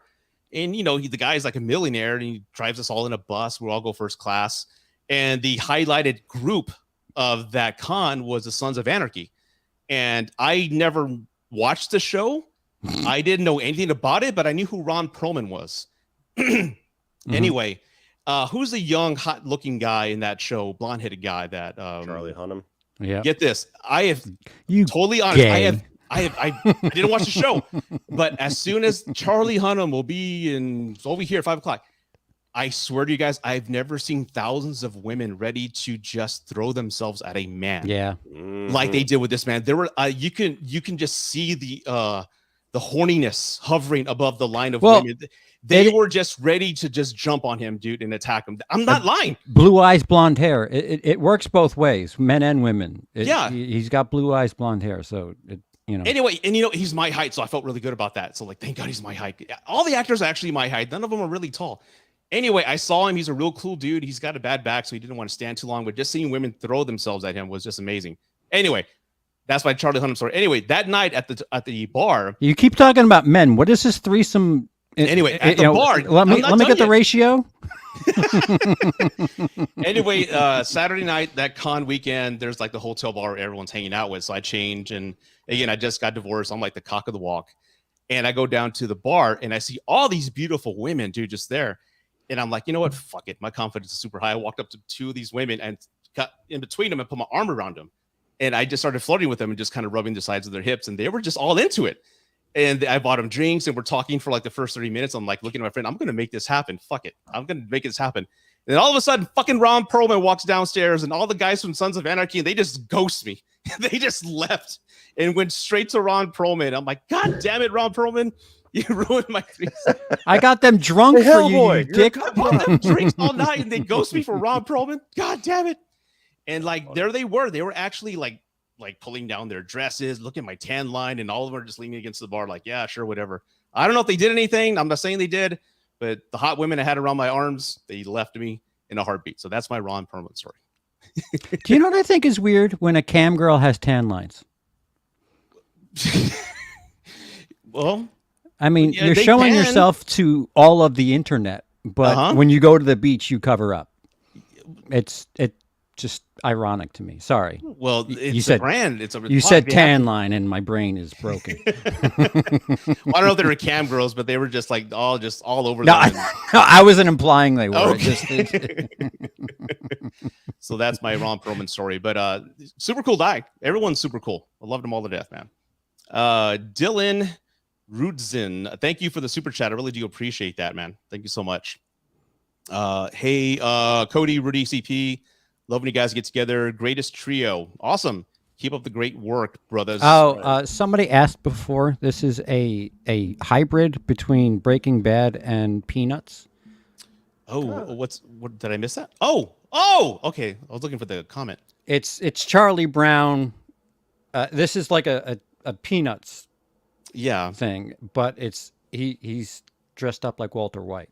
So, somebody asked before, and it's just they're like, "What the hell shirt is CP wearing?" I like it. I like it, man. I like it. My colors on you. I like the hybrid when they take two things and blend them. Yes. Let's see here. Did I miss any super chats? There's a new one right there at the bottom, I think. Here we go. Ryan Cheek, thank you so much. I love the DiCaprio avatar there. Thoughts on the Breakfast Club? Oh, wow. Okay. And did you guys get the Top Gun Maverick 4K? You want to go first? Anybody? My mouth's dry. I need some water. Yes, I did get it. Breakfast Club is actually one of the John Hughes movies that it's good, but I'm not as enamored with it as everybody else. I'll watch Weird Science and Dutch and Planes, Trains, and Automobiles and Uncle Buck 100 times before I watch Breakfast Club. Really? Yeah, even 16 Candles. I'll watch that. Breakfast Club is good, but it's just never hit me the way the other ones have. Yeah. If I were to do a tier list, it wouldn't be top bar for me. But I mean, I like it. It's just it's like Cody said. I mean, I'd probably put Home Alone. Wait, Chris Columbus directed it, so Planes, Trains, I'd put above it. Dutch. I don't know if I'd rather watch that than it. You fucked my shit up, Cody. Dutch is a good time. Dutch is one of those movies that it seems like so many people don't know about it, so I love it. That's an underrated Thanksgiving movie that people don't give credit for. That is a Thanksgiving movie. Okay, hold on. I had to block somebody real quick. All right, cool. Dutch, isn't that with Ed O'Neill? Yeah. I saw that once, and I don't even remember it. Oh, is it that good? It's one of my favorites. Yeah. As somebody who owned a Camaro, you cannot fit four people like that in a car like that. Sorry. As for me, Breakfast Club, I love it. It's one of those movies I grew up with. Again, a lot of nostalgia. And again, it means something different to me every time I see it, especially when I was a kid. I didn't know truthfully what that meant in whole, but as an adult, I appreciate it more. And one of the best soundtracks ever. I truthfully love that as well. As far as the 4K for Top Gun, I haven't got it yet. But now with my PlayStation 5, I can play 4K films. So yeah, looking forward to that, man. Awesome. Let's see. Do we have that damn troll in the chat again? I blocked it already. He'll be back in 5 minutes. Guys, the person that you think that is not that person. Just trust me. You'll never see that person in the same room as myself or Cody. So just don't fall for it. Yeah. So, okay. Let's see here. There you go. On Clockwork. God. Don't even acknowledge it because he'll just get bored. He'll go back to the basement and jerk his little 1-inch pecker. Yeah. Or take pictures of it. Yeah. I'll block it and all that. So that's fine. Son of a bitch, man. Wow. Yeah. So some people, like to, stitch. Some people like to, build things like Legos and things. And some people have nothing else better to do with their time. And obviously have all the time in the world to do something like that. Yeah. It's pretty crazy. Yeah. Let's see. We have another. Hey, any of you guys excited about the Friday the 13th prequel series that got announced? Morbidly curious. Only because of the showrunner. The concept itself, I'm like, ugh. But then they say Brian Fuller. I'm like, oh, okay. maybe. Brian Fuller is Hannibal. Oh, he wrote Hannibal, right? That's right. He was a showrunner for Hannibal, I believe. Yeah, but yeah, that Hannibal, all 3 seasons of Hannibal are fucking incredible. So, guys, when you think of a television series, what's the one thing that you really think of over the long stretch of a television series? Plot. Characters. There you go, Kurt. Right. Yeah. What is what character? What is the one thing that Friday the 13th is notorious for not having? A story. Character. Quality. Oh. Yeah. Story. So Brian's blessing. Yeah, this is coming from me, the Friday guy, the fucking guy with Jason on the fucking mic here. A whole television series worth. Yeah. I mean, I'm obviously going to be there day one, but so when is that going to be made or done, or what's the latest on probably that? 23. Oh man. Okay. All right. I just how I feel about just kind of rebooting other franchises. I'm very curious. I want to see Freddy revamped of all the Michael and all the old school horror franchise icons. He's my favorite because again, I met the guy in real life and he's got personality. He's fucking funny. I like what he means and what he does. The whole concept of falling asleep and you can die. Right. That's the only one I'm curious with. There's infinite possibilities because we all can relate to nightmares like that. Exactly. Fuck. That's the thing that pisses me off about the remake. Every time I go back and watch it, I'm like, you had carte blanche. You could have done anything, and you just beat for beat just did the first movie again, but worse. Yeah, darker. Yeah, no. Focus on the weird kid stuff, idiot. Yeah, yeah, and it's so funny because we all knew Freddy was a child murderer, but the fact that they went and maybe Freddy was always, I don't know, a pedophile. Maybe it was always lightly suggested. It was always a little sprinkling of it with like, I'm your boyfriend now, Nancy. Shit like that. By the way, he killed. Yeah, but, and it's weird. I've tried to explain this before, and I have a T-shirt or my good buddy Woody made for me. That's perfect.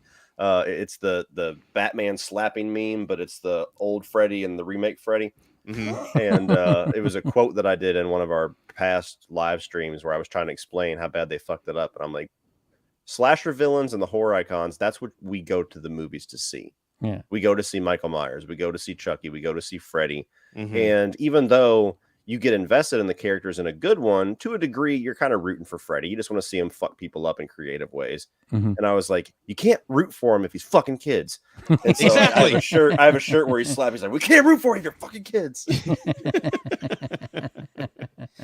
I just recently discovered that there's a Nightmare on Elm Street comic book line that's out. And I heard a lot of the stories are like fascinating. And I'm actually going to dive into this one video I saw on TikTok. This guy like narrates a whole comic book like within 2 minutes. And there's a story about this one little girl that had more power than Freddy in the dream realm. And Freddy's like, who the hell is this girl? Like every time Freddy tried to kill somebody, she would come in and just like make that person disappear or put unicorns in the room because she was a little girl. And Freddy's like, well, what's going on? It turns out she had some type of illness and she was put in an induced coma. And she's always sleeping. And she's that's a neat awake, premise. And she's powerful because she's been asleep for years, and that's why she's got more power than Freddy. Dude, put that to screen. That's a neat premise. It is, right? I'm like, oh crap, that's actually would make an interesting movie. Yeah. And I mean, there's so many other avenues they can go with, man. So like, I want to see something different that way. I mean, come on, they reboot Freddy, and he's still killing teenagers and all that stuff. I mean, come on, we've already had that enough. Let's try to explore different options within that space. Yeah, no, I agree. Yeah, definitely. Somebody's asking Cody if you're going to do a Ragnarok review. Caps lock, sir. Caps lock. Yeah, I will do a review. It's very doubtful that it's going to be next week. I mean, that's going to be a game that's going to take probably 30 plus hours to beat. And so that's Cody for I'll be done in 2 days. Yeah, it'll be up by next weekend. Yeah, so probably the week after at some point I'll review it because I'm the type of guy that I do all the side quests and I experience the whole game before I review it. I can't just dabble in it and be like, okay, now I'm going to review it. Cody, did you tell me how long it took you to beat Plague? 10-ish. somewhere in there. I think I'm not 100% sure. It's not a super long game. Sort of about 20 hours for me. You ever? Go ahead. I'm sorry. Go ahead. Yeah, that's one I'd like to review. I like to review Plague, and I'll probably. That's a good game, man. I'm shocked at how decent it is. Well, I played Gotham Knights, and I was like, oh, and then I played one level of that, and then I never went back to Gotham Knights for another week. I just played Plague Tale until I beat it. But probably when I beat Gotham Knights, I'll review both of those. So you'll get 3 video game reviews here very soon. And there's a new Sonic game coming out too that's like free roam, open world. It looks kind of cool. Sonic Frontiers or something like that. Sonic's due for a really good reboot. Oh, yeah. I mean, they had 2 movies. You might as well capitalize on his relevance. Exactly. Yeah, that hasn't been a good Sonic game in a while. I remember I played 1 and 2 like on the old Genesis, like over and over again. And then they had one on the Dreamcast, which was one of my favorites, man. Yeah, Sonic Dreamcast Adventure is so underrated. Yeah, so underrated. Real quick, you said we're kind of joking about the Ragnarok coming out next week, right? And your review will be up by the weekend.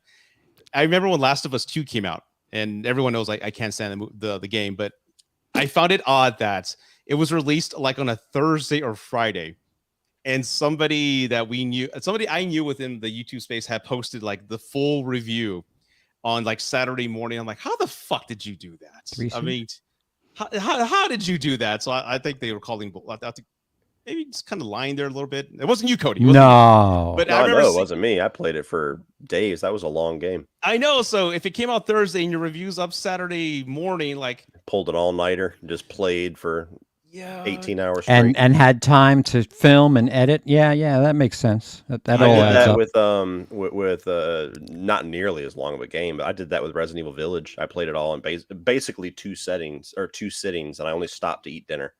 I picked up the game. I turned on. This is back when I used to do Twitch. I turned on Twitch, and I turned off the camera. I turned off the chat. I was like, I'm not interacting, guys. I'm just playing. I got to be immersed. And I played the whole game until it was dinner time. Had dinner, came back, started the live stream again, played all the way through till like 1 a.m. and beat it. Wow. Yeah. Dude, I used to be like that, but I turned into the dog from Up. Like, I could play for 2. Squirrel! And then I'm like, oh, never mind, I'm done with this. Yeah, I don't do that very often, but for the new Resident Evil, that's my favorite franchise. So yeah, I had to. I was like, I got to beat this fucker thing. Did you see the redo? Oh yeah, you had to. The redo in 4. Oh yeah.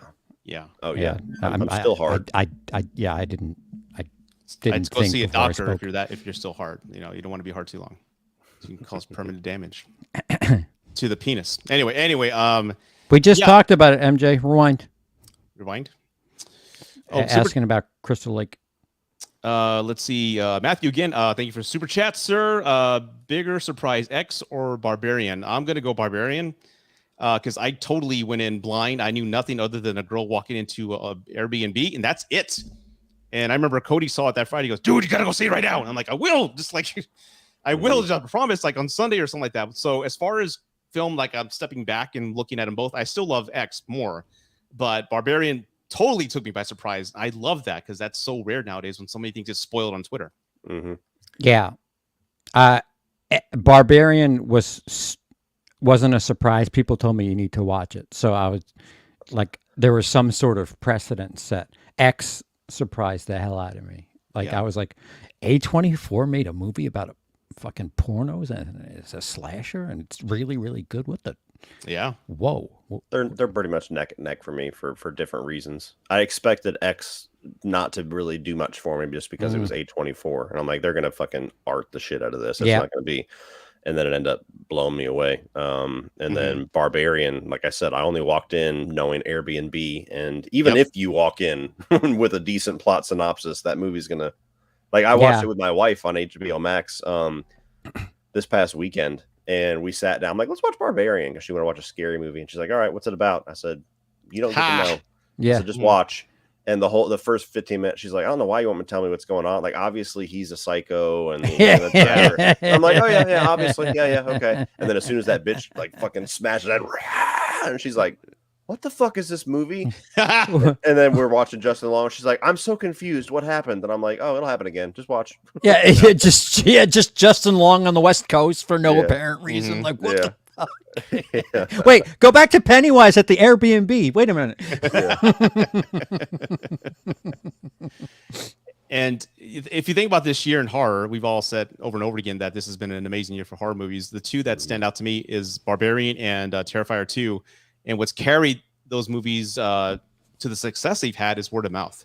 And really, when's the last time we've had this type of experience? I mean, I can't recall it since the 90s, probably. Word of mouth is helping these films succeed because the marketing was smart enough not to give too much away. And of course, Terrifier, as brutal as it is, it's all this fan funded. It was getting like mainstream buzz. It's getting Terrifier news. 2. Yeah, people passing out in the theater and all that. But I love that a film that cost what $250K to make is now grossing what almost $8-9 million.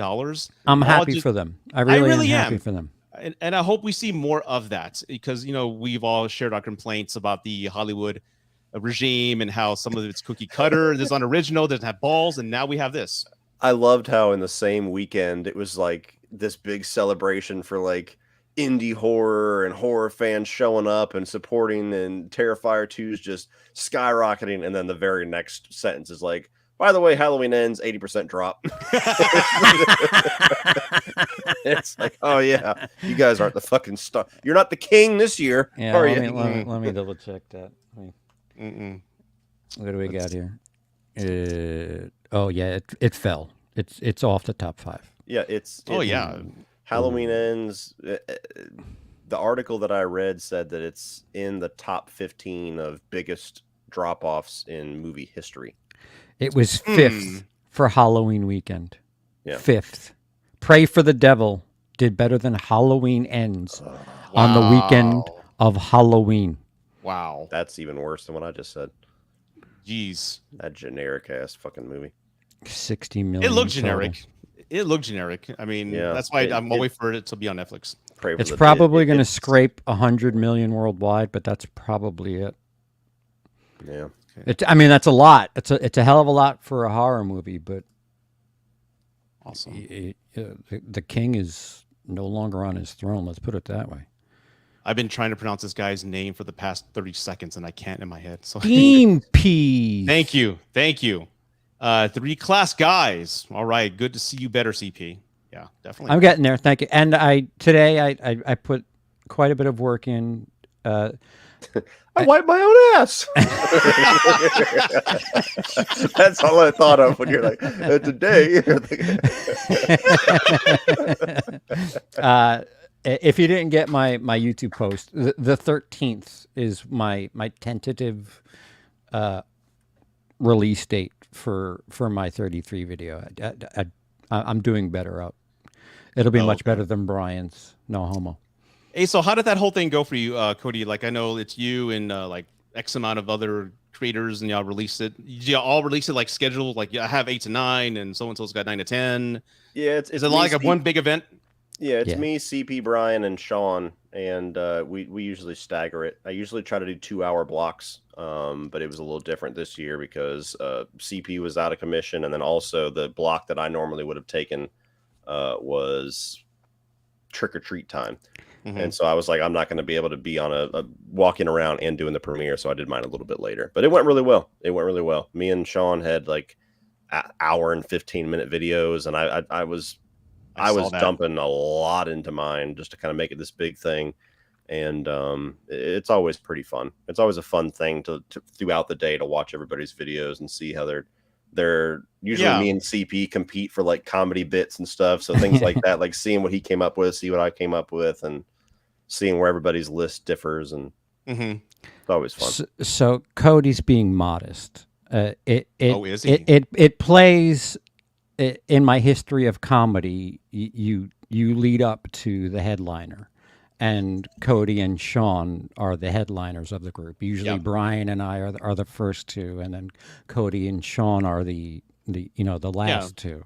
They're the big gets. Yeah. There's no confusion about who the big draw is. So Cody won't say it, but he's the headliner, or if not Sean, or a shared headlining group. Absolutely, yeah. And just out of curiosity, how long does it take you, Cody, to complete a 1 hour and 30-minute video like that for beginning and how many hours? Well, it depends on the video. That one, the 31s always take me a while because not only am I shooting it and then editing it, and that video, I actually had 2 hours of raw footage, so I was a little long-winded with it. Wow. I had to cut it back. But I'm also coming up with comedy bits. Sometimes I'll go put the camera back on because I'll have an idea come to me while I'm editing, or I'll have little movie clip gags that I'll put in. Like I had Tropic Thunder 2 or 3 times. And so then you have to do the dropping of the graphics. And so I started shooting that 33 on 31 at like 6 p.m. on Sunday. And so by 9, I was sitting down to edit. I edited all the way through to 2 in the morning just to kind of get a base level, so I didn't have to do a whole bunch of editing the next day. And then I woke up and this is also creating the intro too. I always kind of try to go balls out with the intro. And then I edited for probably another 2 to 3 hours the next day. So when all was said and done, I probably spent 10 hours on that video, start to finish. Just 10. Holy shit, that's great, man. That's really good. I'm pretty efficient. Like when I get to the you're editing not counting rendering time though. It only took maybe 16 minutes to render. Oh, really? All right. Yeah. What the fuck's wrong with my computer? Need more Dude, RAM. as soon as I got this MacBook, like I'm like, what the fuck was I doing? 4-hour renders. Oh, would you get a 30-minute high-end video. fucking 32 gig motherfucker? Well, my Acer computer just shit the bed out of nowhere a couple years ago. And good. That's a blessing in disguise. Trust me. Yeah. And so I was like, fuck it. I always had like Toshiba and Acer, like these little lower end brands. And so I spent $3,500 on a. Oh yeah, you got the high end motherfucker. Yeah. I wanted the one there. I'm like, okay, I'm going to use this computer for the next 10 years. Yep. So you said how much memory do you have? You said, or if he spent 35, it's got to be 32 gigs of RAM. RAM is what's important when you want to turn over videos and pictures and any sort of creative music, whatever. The RAM is where it's at. I'm going to drop my pants here. Can you see this? I have a processor 3 gigahertz and I have a lot of memory, 96 gigabytes. Can you see that? Fuck, I'm blind. No, I can't see shit. You can't see shit? Okay. It's this big. Yeah, but as far as rendering, like check this out. This is my video that I'm working on right now. The producer's cut versus the theatrical cut of Halloween 6. This is the theatrical cut, all right here. And everything you see there is either a lower third or a clip of something. I'm trying to keep the audience retention. 7 layers. Good for you. Yeah, and this is the producer's cut, which I still have a lot of work to do. But yeah, this takes me some time, man. Like I said, you say 10 hours to do an hour and a 30-minute video. Dude, this is like 11 minutes.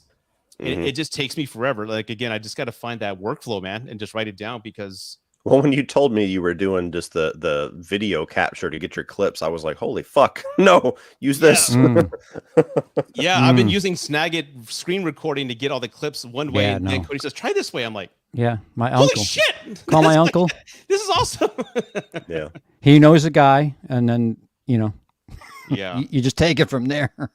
Yeah, so I'm excited about this one, and it'll be out soon. But like I said, I still got a lot of work to do on the producer's cut. What is pink? Is that what you fucking screen grabbed? Pink is bad. No, this is like I like to just separate everything and categorize it. So here is just the me talking about the theatrical cut, and here's the cut. I recognized green is just straight audio. Purple is something that is rendered either through After Effects or Premiere.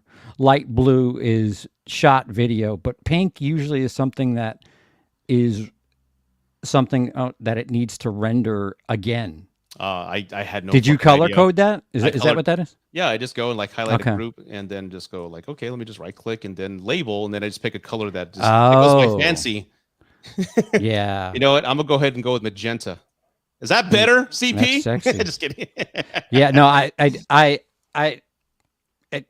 more props to you, but I like to know because I know that salmon colored fucker that you see the red bar at the top that needs extra time to render. I like knowing where I'm gonna have a hard time in the post production where it's gonna render.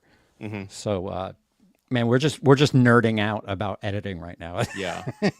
But as far as Sorry, like guys. no, it's no problem. We're just kind of BSing here. But as far as rendering, like it's super fast. Like a 11-minute video will go by like in 2 minutes.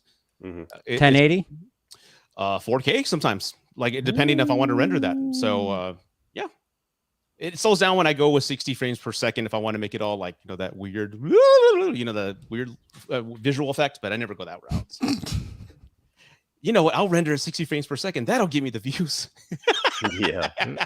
No, it'll look all fancy is what it'll look like. No. Yeah, only if you're like rendering video games would you want 60 something frames. with like vector images or things like that. Yeah. So again, we have it here. Hey Cody, been watching you since 2019. Thanks for entertaining. Caps lock.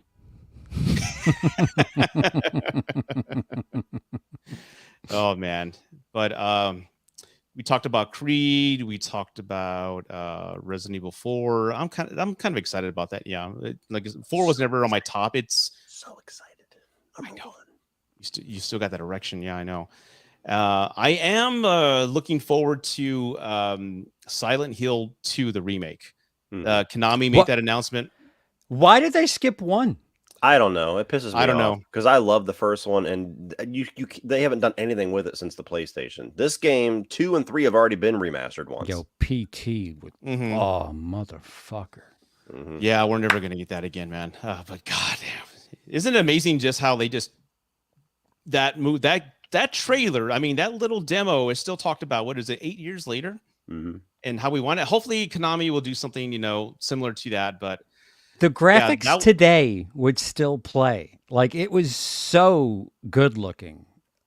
Fuck. It was one of the first gaming experiences I've had where I was so scared I was actually looking to the ground as I played. Because I was terrified, man. Because after you peek through the door and that one face comes out, I'm like, I'm fucking done. I'm not going to peek through the holes anymore. I lost my shit when there was like that coffin hanging from the... Wasn't it a refrigerator or something like that? Was it? Yeah. There was just something that was... not right. It just swinging from like the chandelier or some shit. I'm like, oh boy.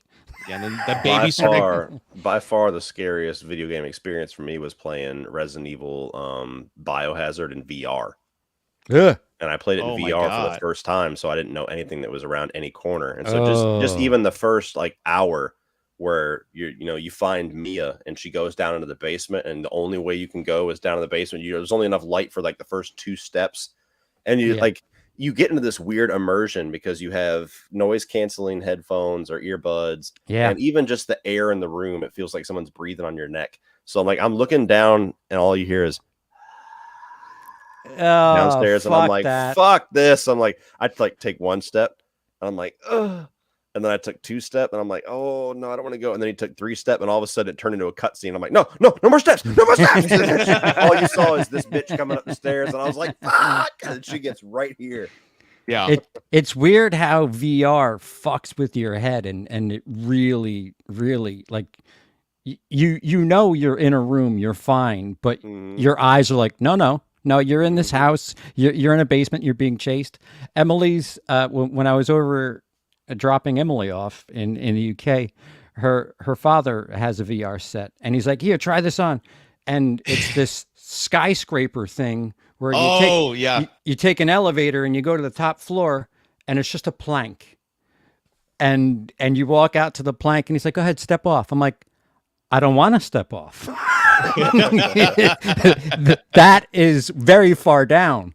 And sure enough, you step off and it like, my physical body is fine, but like your mind is like, we're falling. This is gonna suck. Yeah. And it's really creepy. Can you imagine that being like the standard, like in about 5-10 years, and it probably will playing be aliens as Hicks and being in that world LTV 471 whatever, and just being in that space. I'll be scared because there's been games that I played just like you two have. And it fucks with your head. I remember when I first got I got a Note 4 a while back, and they gave you like Samsung VR. You just kind of clamp your phone in front of this mask, and you can kind of get all these programs. And it was pretty good. It killed your battery, but this one video says, "Let's go see Jupiter." I'm like, oh, let's go see Jupiter. And I'm sitting on my sofa, right? But I'm in Jupiter. All of a sudden, you're in space, and you look down and there's nothing underneath you, and you see the planet Jupiter like fucking right there, dude. I'm like, fuck, this is scary. You have to take it off. Yeah, your eyes are like, terrifying. Never mind what your body's doing. This is what we're thinking. Yeah. One that freaked me out, it says be in the womb with your twin, and then you like, then you're in the womb and you see your brother right there in his embryonic state, and you just hear the heartbeat of the mother, and I'm like, this is fucked up. I gotta take this off, man. So, so you got an early screening of what are you gonna say? What are you gonna say? What's that Marilyn Monroe movie? Oh, Blonde. Yeah. Well, in case you haven't seen Blonde, they have CGI babies in the womb. Yeah, and the woof. Yeah. You know what? Woof. I don't know what film disturbed me the most, Blonde or Terrifier 2. They were both disturbing. Dude, both disturbing, man. But I will say this, aside from the subject matter, I don't know if it's true or not. Everyone who's a fan says it's fake. And again, I'm not an expert, so I'll just take their word for it. But the filmmaking was beautiful, man. The actual art direction. Sure. Everything was beautiful. The transition, some of the best transitions I've ever seen, man. There's this one scene where it's shot and she's in the bed with these two men, but the bed turns into a waterfall. And I'm like, this is fucking beautiful. So again, the filmmaking looked great, but as far as the actual it's technically it's well made, but it's disgusting. It's a disgusting exploitation of somebody. It's just miserable. It's just like this person lit up so many people's lives, and you're making it seem like they were just a piece of shit. Like, good job, dick. Yeah. I will say I kind of walked away with like, is the film trying to let us know like people just wanted her sexually and just wanted her as like they saw it as a piece of meat, and that's kind of how they portrayed her, as just everyone just gravitating toward her. There's that one scene where she's on the red carpet and all the fans are all men and their faces are all becoming distorted. I'm like, is that what they're shooting for? I don't know, but it was disturbing. It's like one of those films I'm not going to see again, like Passion of the Christ. Yeah, it's a decent movie, but you know, I'm not going to watch it again. I didn't need to see the JFK POV of a blowjob. I'm sorry, like that's tasteless. You could say whatever the fuck you want about artistic merit. You could have. We know what you're doing. You could have shown us that from outside the room. We knew what was going on. You asshole. Exactly. Cody, everyone wants to hear about Resident Evil, just to kind of change the subject matter into something more lighthearted. Talk about video games for a couple minutes, Cody. The Shadows of Rose DLC was pretty good. It kind of takes you through a couple of areas of Village, and especially whenever, like in Village, for those that have played it, where you're in the little doll segment, and I heard that was terrifying. Yeah, where you have the baby chasing you and shit like that in Village. So it's a retooling of that to where now it's mannequins and they move. If they move only if you look away from them. Yeah. And so you have to like, you know, back away and get to a door and then fucking hightail it and then look back and they're like they just stop. Like, man, it's really red light, green light. Yeah, so it's the DLC for Shadow Rose was good. I thought that the third person was really clunky in it though. But playing third person through Resident Evil Village worked really well. I still prefer first person. I like the first person take on those last two games. But for those that hate it, it does play very much like the remake of 2 and 3. So probably more palatable for some people.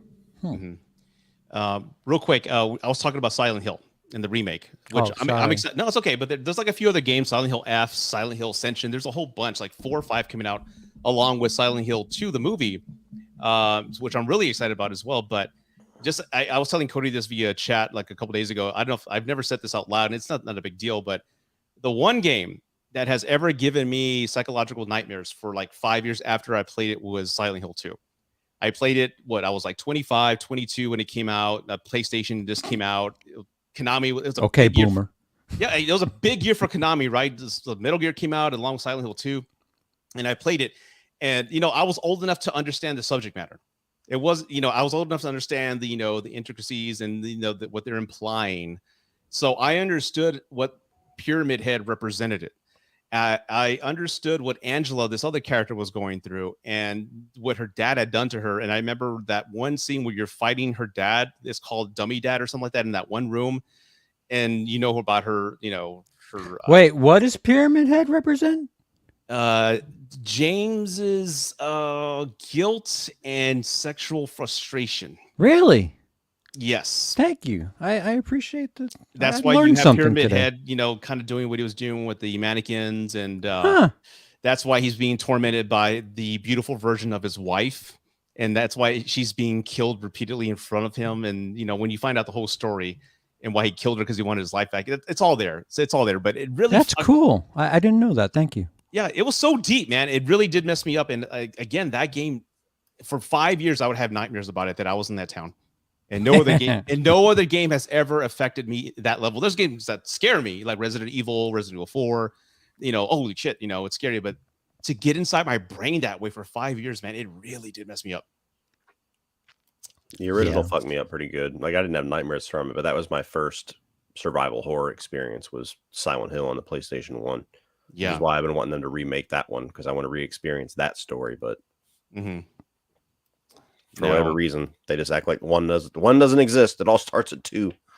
I might have nostalgia goggles, but I remember I bought Resident Evil 1 for the PlayStation when it was in that big thick case. Yep. Me too. Day one, and my friend that I was hanging out with at the time, I was like, dude, they made a horror game for the PlayStation. Let's give it a whirl.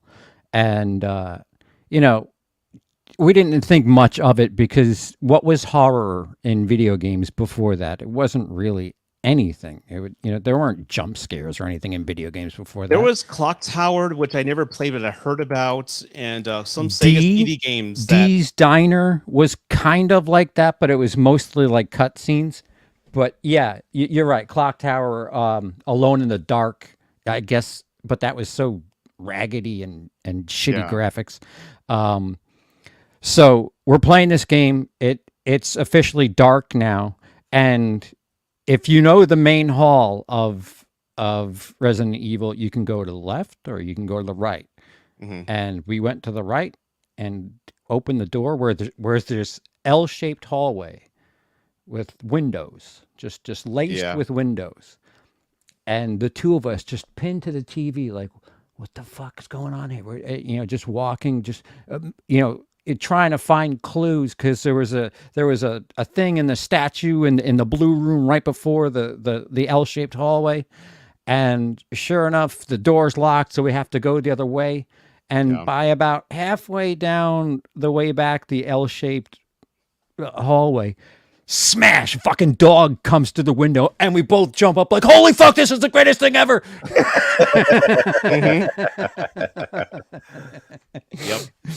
Yep. Yeah. And oh my God. Yeah. Yeah. We experienced that before the zombie eating the thing where you see the puddle of blood. Yes. That where he just kind of looks over his shoulder like, excuse me. Yeah. So we experienced the dog scene before the zombie scene, which we were like, sold. This is what we're doing for the next 5 hours.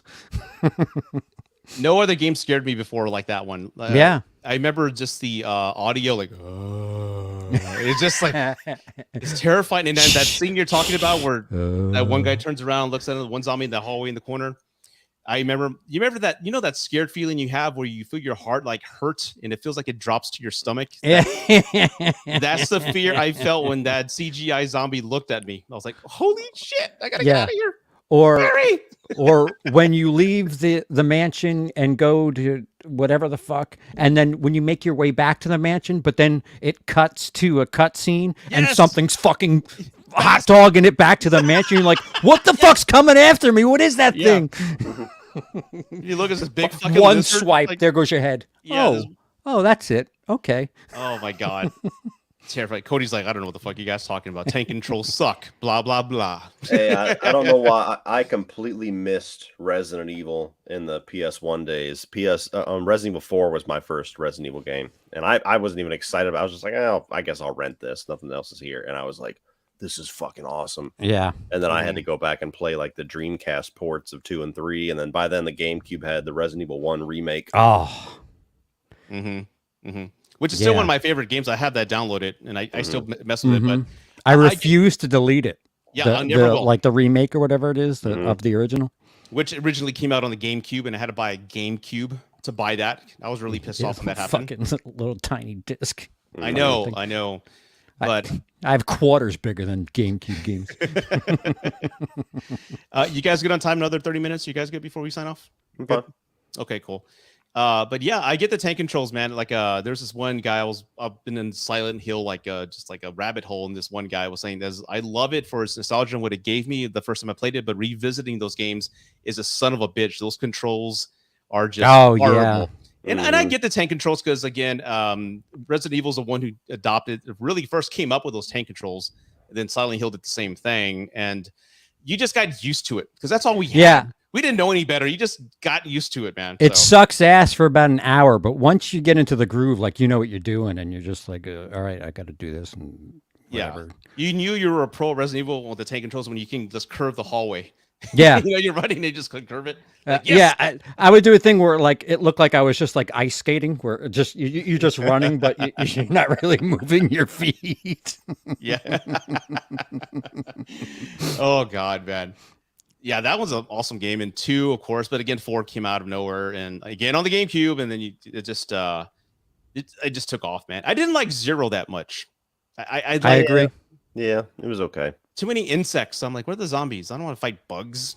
Yeah, slugs and shit like that. Yeah, that's one I didn't like the inventory management where you had to switch characters and hand off shit, and that was just weird to me.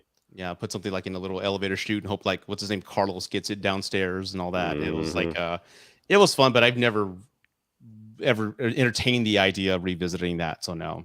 What are you buying? Oh, yeah. What are you selling? Stranger. That's part wrong game. Sorry, guys. No, it's part 4. I get it. Not enough cash. Oh, that guy's God. awesome. I love him. Who do you like him? You like him more, or you like the one gluttonous guy in 8? The Duke. No, 4. No, all the way merchant. 4. The merchant, yeah. Dude. Yeah. What are you selling? Oh. I'll buy it at a high price. God, it's been over 20 years since I played that game, so I don't remember all the catchphrases. I don't remember them all. I don't. I just have buying and selling. I know. Cody, I got a lot of. I'll buy it at a high price. Probably his notifications on his. I got a lot of good things on sale for you, stranger. Yeah. Believe it or not, I remember when 4 came out, the one fight that terrified me was when Leon fought Guile, that old buddy vet with the blonde hair. I remember that knife fight. Yeah, whatever the fuck his name is. I remember that knife fight you had, and I died all the time. He kept cutting my throat. I'm like, that motherfucker. I was scared to fight him. It was like Rocky going against Clubber Lang. I was like terrified, man. I know I can beat him. I'm supposed to, but he's the one villain that terrified me in part 4. But when's the new one coming out again? Part 4? March. Around my birthday. Nice. I hope they don't get rid of very much. I hope they don't do what they did with Resident Evil 3 and shorten the game, because Resident Evil 4 is a really long, beefy game for a Resident Evil game, and I'll be pissed if I'm playing it and it's like a whole segment's gone or some shit.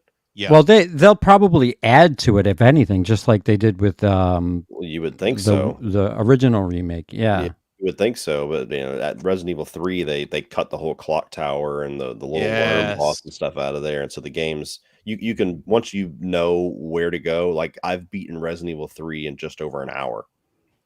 Just it left me in the dust. We did it live where I'm like, I'm at the end, and you're like, fuck, dude, I'm still in like the city. Yeah. I'm like, wait, I can't get out of the what? I'm still on the menu screen. Hold on. I was so disappointed. Like, to Cody's point, it was so short that I've been playing these games forever, so I like to stock up. Like, I'll use my handgun for as long as I can and save on shells and acid rounds and all that. So I remember I had an inventory for like a war, ready for that final boss. And when I beat the game, I had like so much surplus stuff. Like, I didn't fucking use anything. I have all these Magnum rounds, everything that I didn't use. Like, fuck. That was always the sign that shit was about to hit the fan when they're like, here's a ton of rounds. You're like, oh no.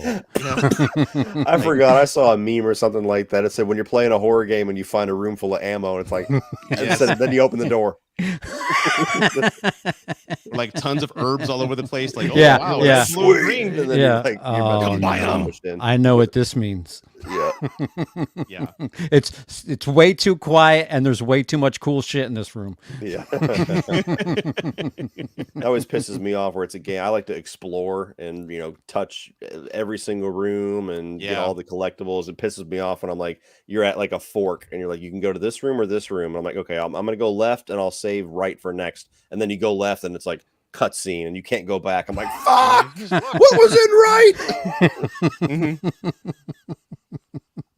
I think that's some of the what made Last of Us for me part 1 so joyous, because I like you, I go to every door and see if it's unlocked. I go to every corner. When you see that glimmer of something shiny in the corner, like, ooh, it's like you found a golden ticket for Willy Wonka, man. You just want to go and discover it and zoom in on it and then flip it around and like, oh, there's some writing, and then just take what my ex-wife used to do that shit like to the nth degree, where like just check every corner of everything, and I'm like, it's just a rock. It's just a rock. Stop hitting X. It's just a rock. Keep going. What the fuck?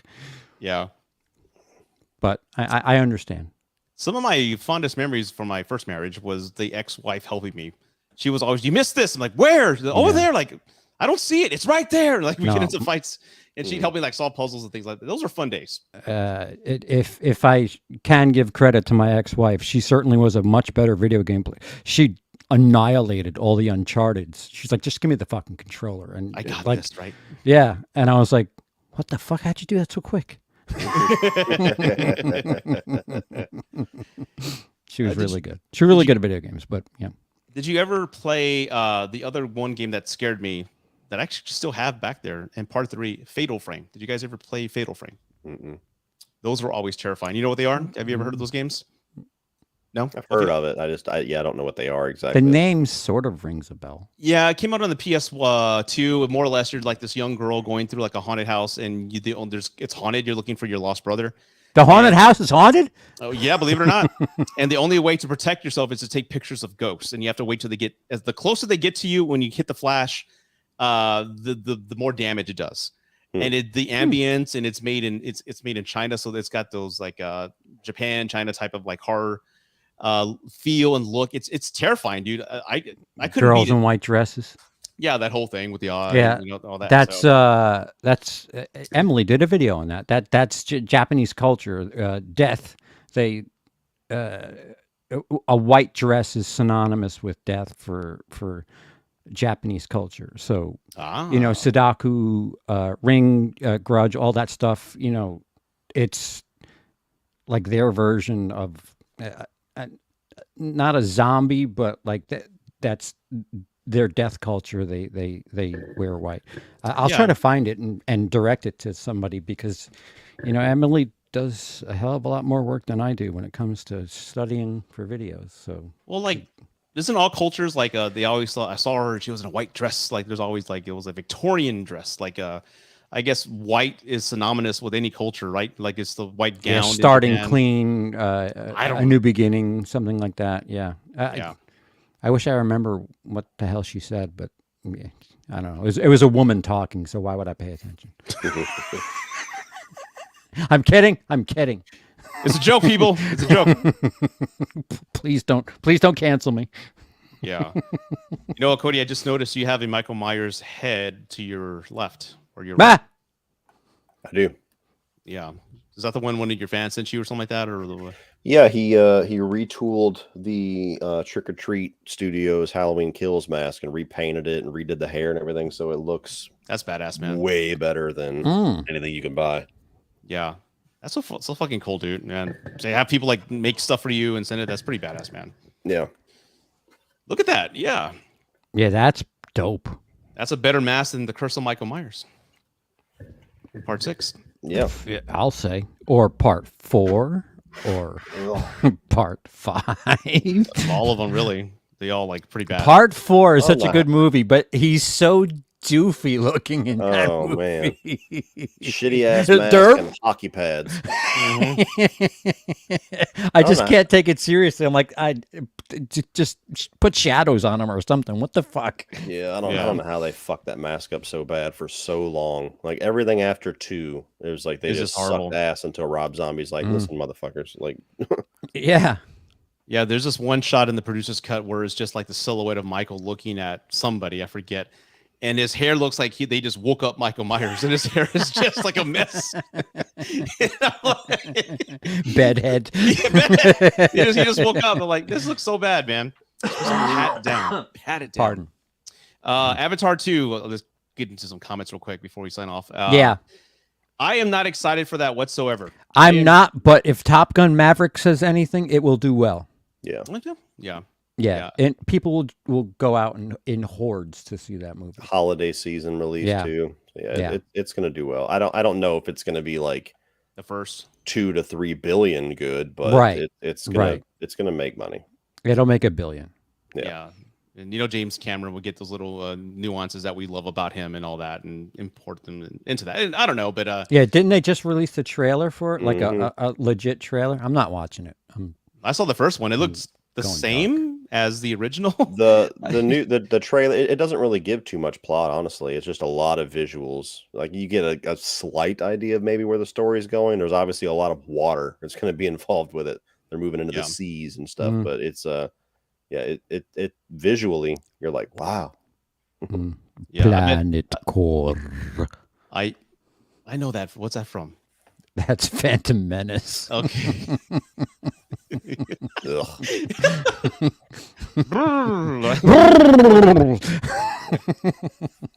Planet Core. Sorry. I think that's I did a video not too long ago about where trailer reactions came from, and I kind of like, with my own research and my own opinion, I think it was the Phantom Menace that started this whole trailer reaction hoopla. You mean Force Awakens?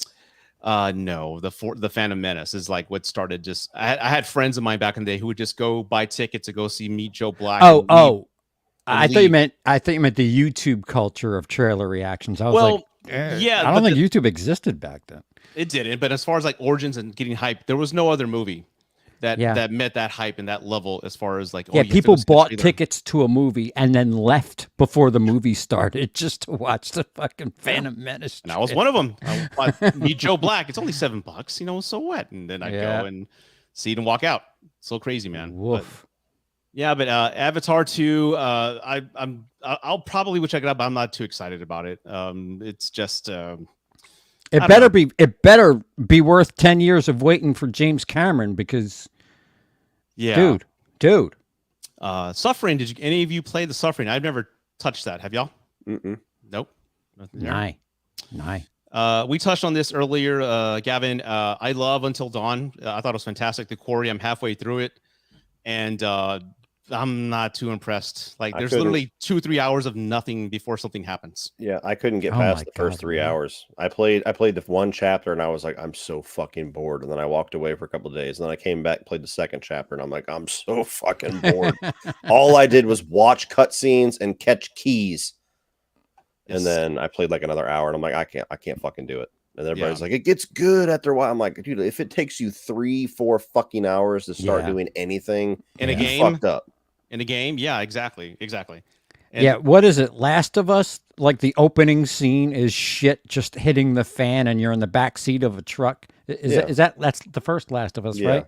Like, that pulls you in, and then it slows down, and it's like, all right, you got my attention, I'm here. Now we can slow down a little bit. You don't fucking start with the slow down shit, and then no, wait, just wait. An hour 6, it really picks up. For a game of all things, so maybe a TV series, but not like a fucking game, dude. Come on. Yeah, you gotta pull me in. Again, how do you pronounce this guy? Dimpies? Dimpies, yeah. Jamie Lee Curtis was the phone operator in Halloween 3. Mind blown. I didn't know that. Did y'all know that? Nope. I think I've heard it before, but I don't remember that at all. Sometimes I just want to rip off my shirt and show Grief my fucking tits and say, let's go.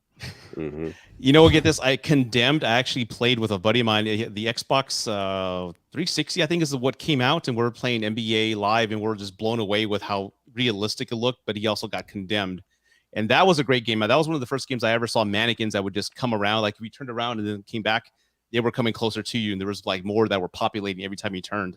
That was a really good game. Underrated. Condemned. What question, guys? What is a horror game that you really look forward to and was disappointed in? Ooh, that's a good question. Evil Within. Fuck, you stole my answer. And the Evil Within 2.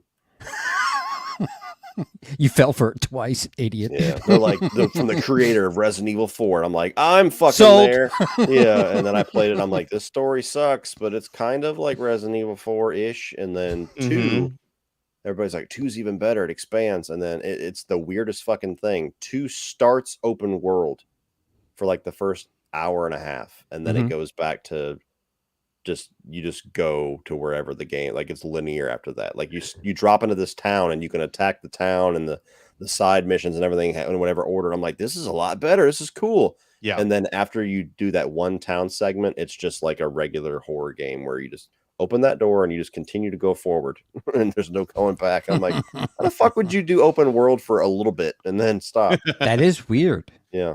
That's bass backwards. Yeah. For me, Resident Evil 6. I remember being incredibly disappointed with that. Yeah. I was like, is that the Africa one?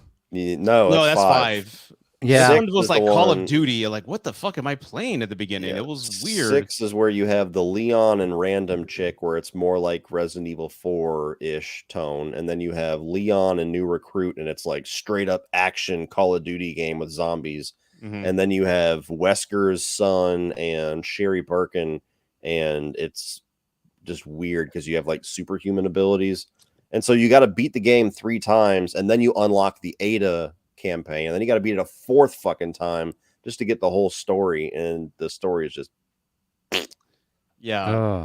For me, Resident Evil kind of got out of hand when it started becoming like a worldwide type of event. Give me the isolation of one haunted little house, like a little home. It's very confined. Dude, that's what I want. Fucking awesome. Yes. Even though it gave me a motion sickness and I had to go in 2-hour increments, and it took me 2 months to beat it. Yes, that one was terrifying. That one was really good. Really, really good. But they basically, that came out after PT, right? Yeah. Because I remember playing it thinking like, oh, good. They took the look of PT and made it Resident Evil. I'm totally on board.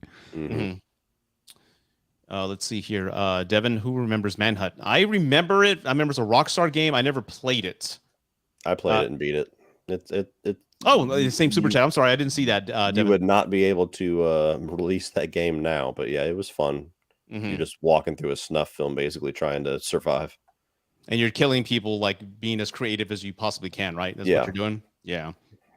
I remember that was like controversial at the time. And even before that, I don't think it was the game called Postal, where you play a disgruntled postal person and you like just shooting people. Hell, I remember when Grand Theft Auto first came out and people were saying that you can run over people and it was gonna like really mess up kids. Well, the big thing was that you could get a hooker and then kill her and get your money back. And the car just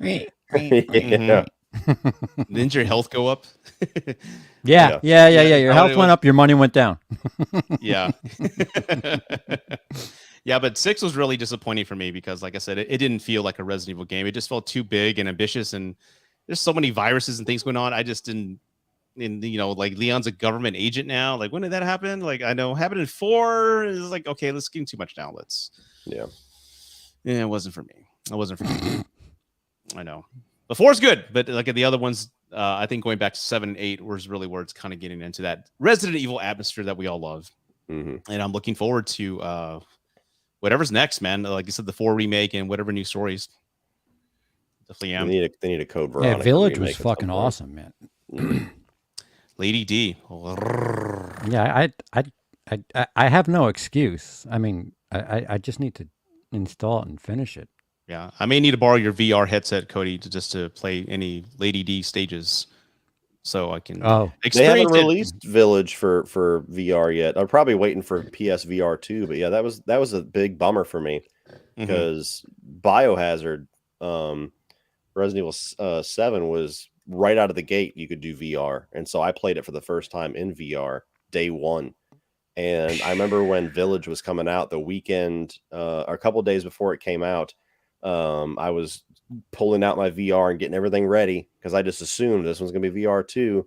And then come to find out, you need like a little adapter to plug it into the PS5, and I was like, "Fuck, I don't have that." And the only way you could get it, was by registering on PS, network.com or whatever, and they'll send it to you. But it was going to take like a week or two.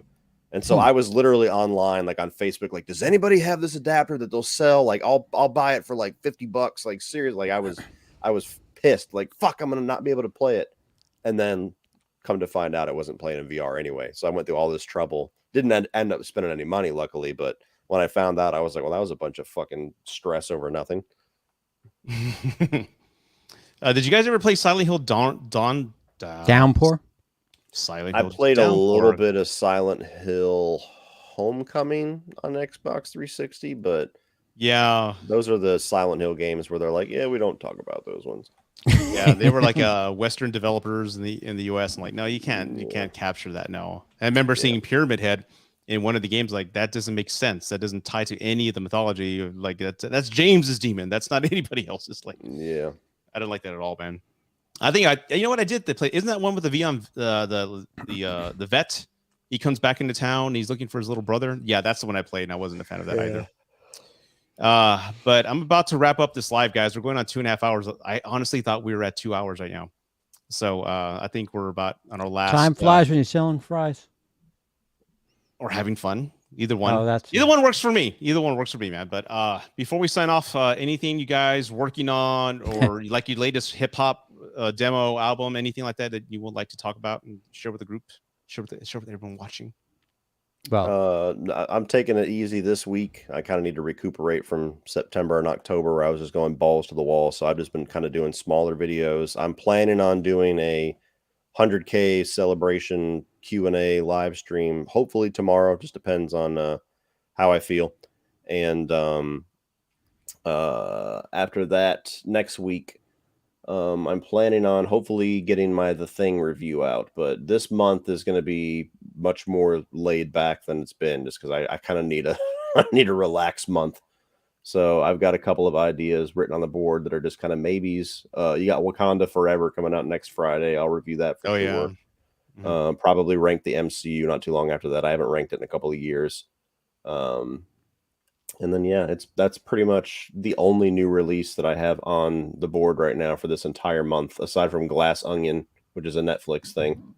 So $20, 4K. Yeah, just John Carpenter stuff, and I'm gonna try to power through the last couple of seasons of The Walking Dead and maybe do a ranking since that's ending.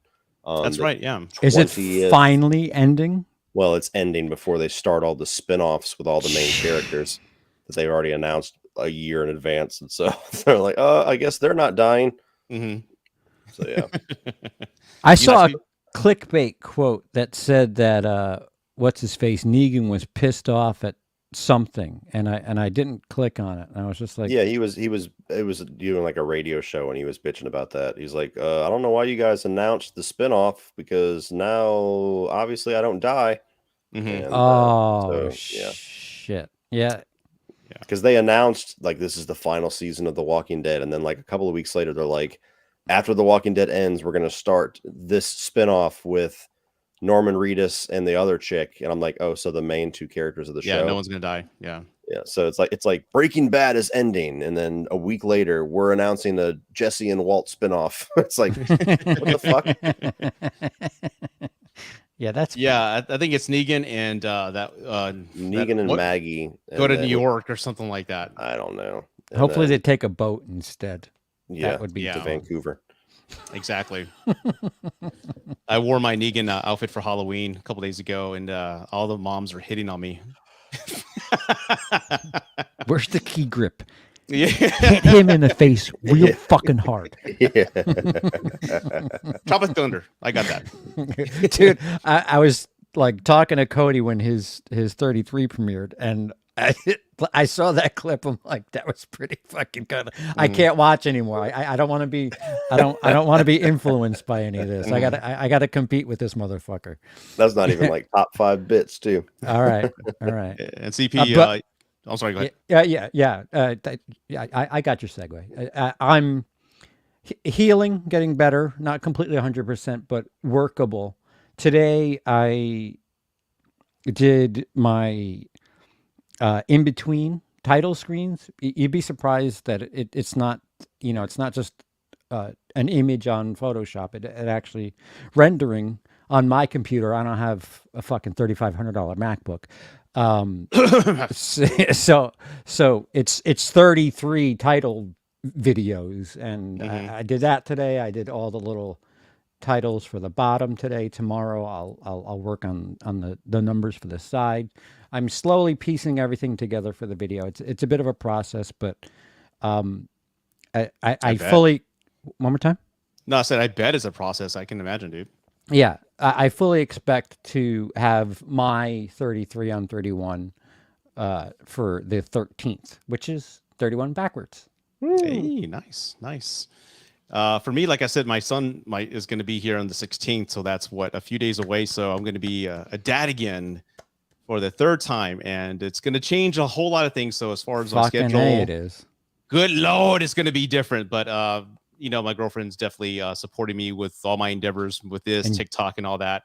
Enjoy the silence while you can, buddy. I know, dude. I know. But I've been through it twice, and I know what to expect. And it's like I got this, but I'm really excited about this. So I don't know if I'm gonna do another live until after he's here, because I just want to be focused on her and just kind of get everything ready. But yeah, dude, this was fun. I really do appreciate these hangouts and everybody all the super chats, everybody who was here. We had a peak audience of 90, which is like an all-time high for me. So I thank everybody for listening to us, three bros just chit chat and hang out. And again, thank you so much. I appreciate everyone's support. Please go to CP's channel, support him. Cody, the young up-and-comer, he's got a big future ahead of him. Go support him. Keep an eye on that Cody Leach. Yeah, he's going places. Check him out. But again, thank you everybody for your time. And gents, everybody online watching, good night. Have a good one. And I'm out. I didn't do my Ric Flair thing.